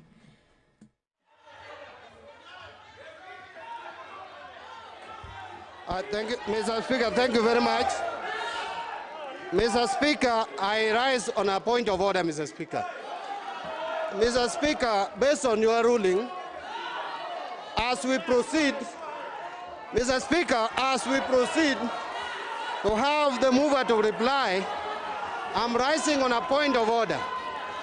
Mr. Speaker, once you have made a ruling that we are not going to have afternoon sitting, but Mr. Speaker, my concern is that the afternoon sitting of the House was gazetted after the request by the majority leader. And so, Mr. Speaker, a sitting of Parliament once gazetted, a sitting of the House once gazetted, Mr. Speaker, cannot be called off, Mr. Speaker, unless by the leave of the House, Mr. Speaker. And so, Mr. Speaker, we have a properly constituted special sitting this afternoon, the 22nd of December, 2021. It is only by leave of this House that a special sitting can be called off, Mr. Speaker. Mr. Speaker, therefore, I'm asking you to reconsider your ruling, because the standing order number 1 only provides and gives the Speaker the authority to make determination on matters that are not clearly spelled out in the standing order.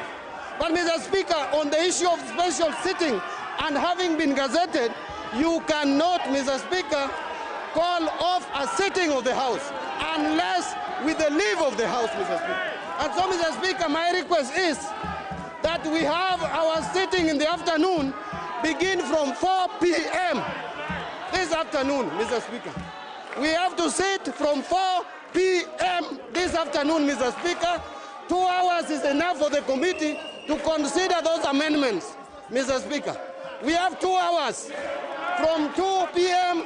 to 4 p.m. to reconsider all these amendments and harmonize them. Thank you, Mr. Speaker. Please. Order, members. Please take your seats. Order. Order. Order. Order, members. Take your seats.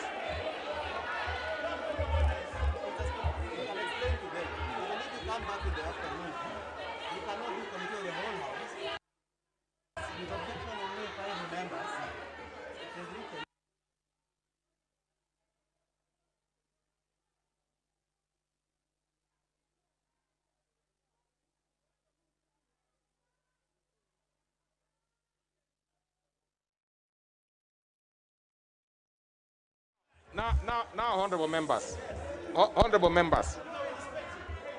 now I'll tell you this, that we have come this far. This is something that we have been grappling about since morning. We have been in consultation with membership and leadership, and they agreed on a few things. Because if you look at the committee of the whole House, it is with leave of the House. Even if you asked that we come in the afternoon, which is of course possible, with only 5 members, we are not able to proceed. Now, so sometimes, and honorable members, it is not this. There is nothing that is lost.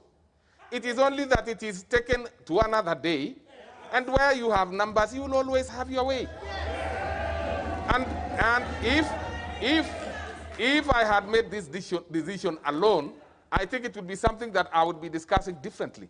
But this is something that we consulted on every step. Because, order, members, order. I will tell you. I will tell you. So honorable members, there is absolutely nothing.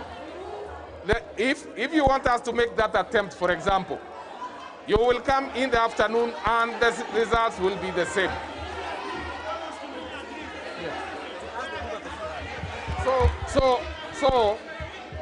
So what you are saying, honorable members, order, honorable members, order. There are some members I'm going to ask to leave the House if we do not respect. So this is a position that is very clear.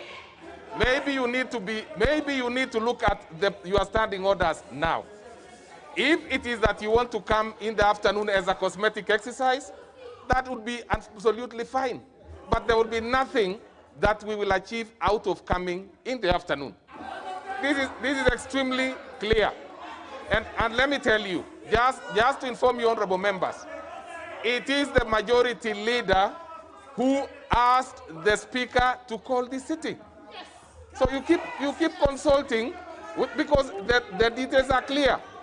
The thing that we intended to achieve as a House is this, is this, that after the reply, honorable members, order, honorable members, that after the reply by the majority leader, we go to the vote on the second reading. And that we will have achieved the second reading, so we'll only come for committees, and the committees will have harmonized. Will have harmonized everything that they are required to harmonize, because these are amendments that are before us. That is the position. There should be no any, I mean, I do not see what is contentious about that. So let's ask the leader of majority to reply, and then we get to the second stage and proceed. Honorable Kumunya, proceed.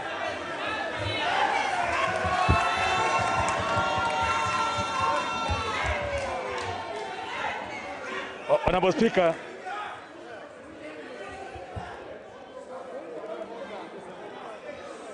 I want to thank members this morning for the rather excited debate on this bill that is meant to bring sanity to how political parties are managed, to protect the interests of members within those political parties, to protect the interests of political parties within coalitions, and to ensure that not a single member will be expelled by a political party without the right to free administrative justice.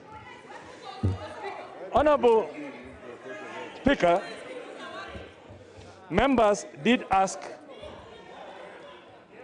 in terms of clause 10, and I want to disabuse this confusion. The current Political Parties Act of 2011 does not have a provision for fair administrative action. The current bill has provided for fair administrative action on a member being expelled.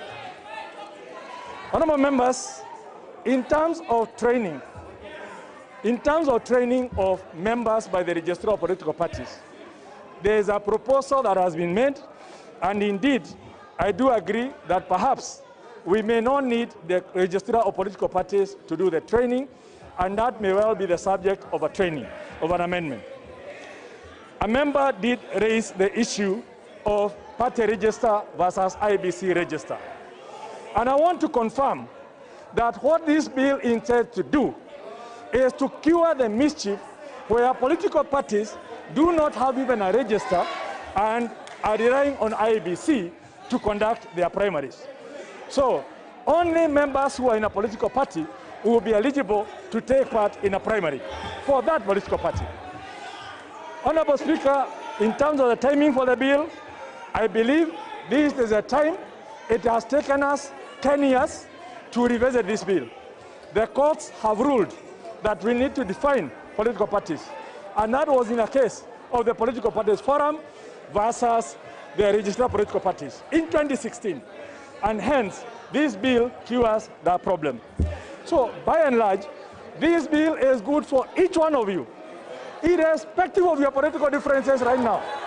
And, Honorable Speaker, I leave it to the House to decide. I beg to move. I beg to reply. Honorable members, honorable members, order, honorable members, listen to me clearly. Listen to me clearly on this particular honorable members. We are going to put the question. But before we put the question, I reiterate that this matter of the committee of the whole House would come with leave of the House. 5 members objecting would make it absolutely difficult for anybody to. So, and let us put it this way. There is nobody who has won or lost. You will have an opportunity to win or lose when you vote. So if you feel aggrieved, you still have the opportunity to vote. So I put the question, which is that the Political Parties Amendment Bill, National Assembly Bill number 56 of 2021, be now read a second time. Will as many as of that opinion say aye? Many as have a contrary opinion say nay? The ayes have it. The ayes have it. And now, Now you can read the bill. A bill for an act of parliament to amend the Political Parties Act and for connected purposes.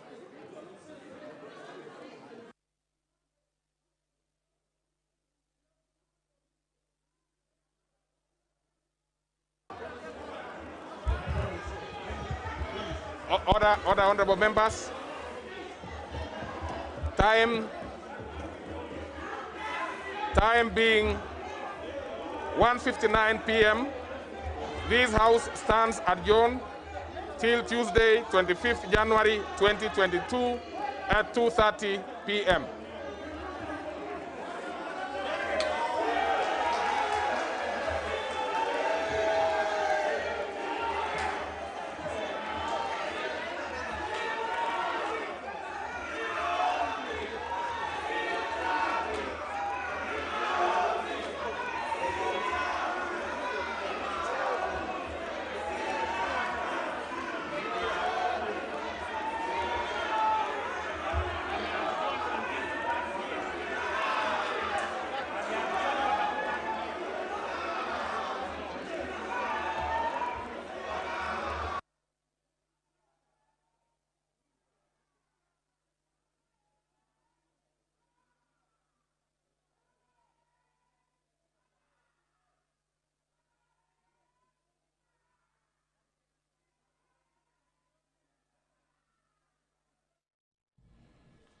The National Assembly has concluded its sitting for today, this being a sitting that has taken the period usually not as stipulated, as the sitting has moved to around 2 p.m. and this follows the orders by the Deputy Speaker of the National Assembly, Honorable Moses Cheboi, who was overseeing the business of the House today. And upon rising of the House at the moment, the House stands adjourned until the 25th of January 2021. That is the latest from the National Assembly. We are glad you've been watching. On behalf of the team that have made this broadcast possible, thank you very much for watching. My name is Gladys Mungai. Good afternoon.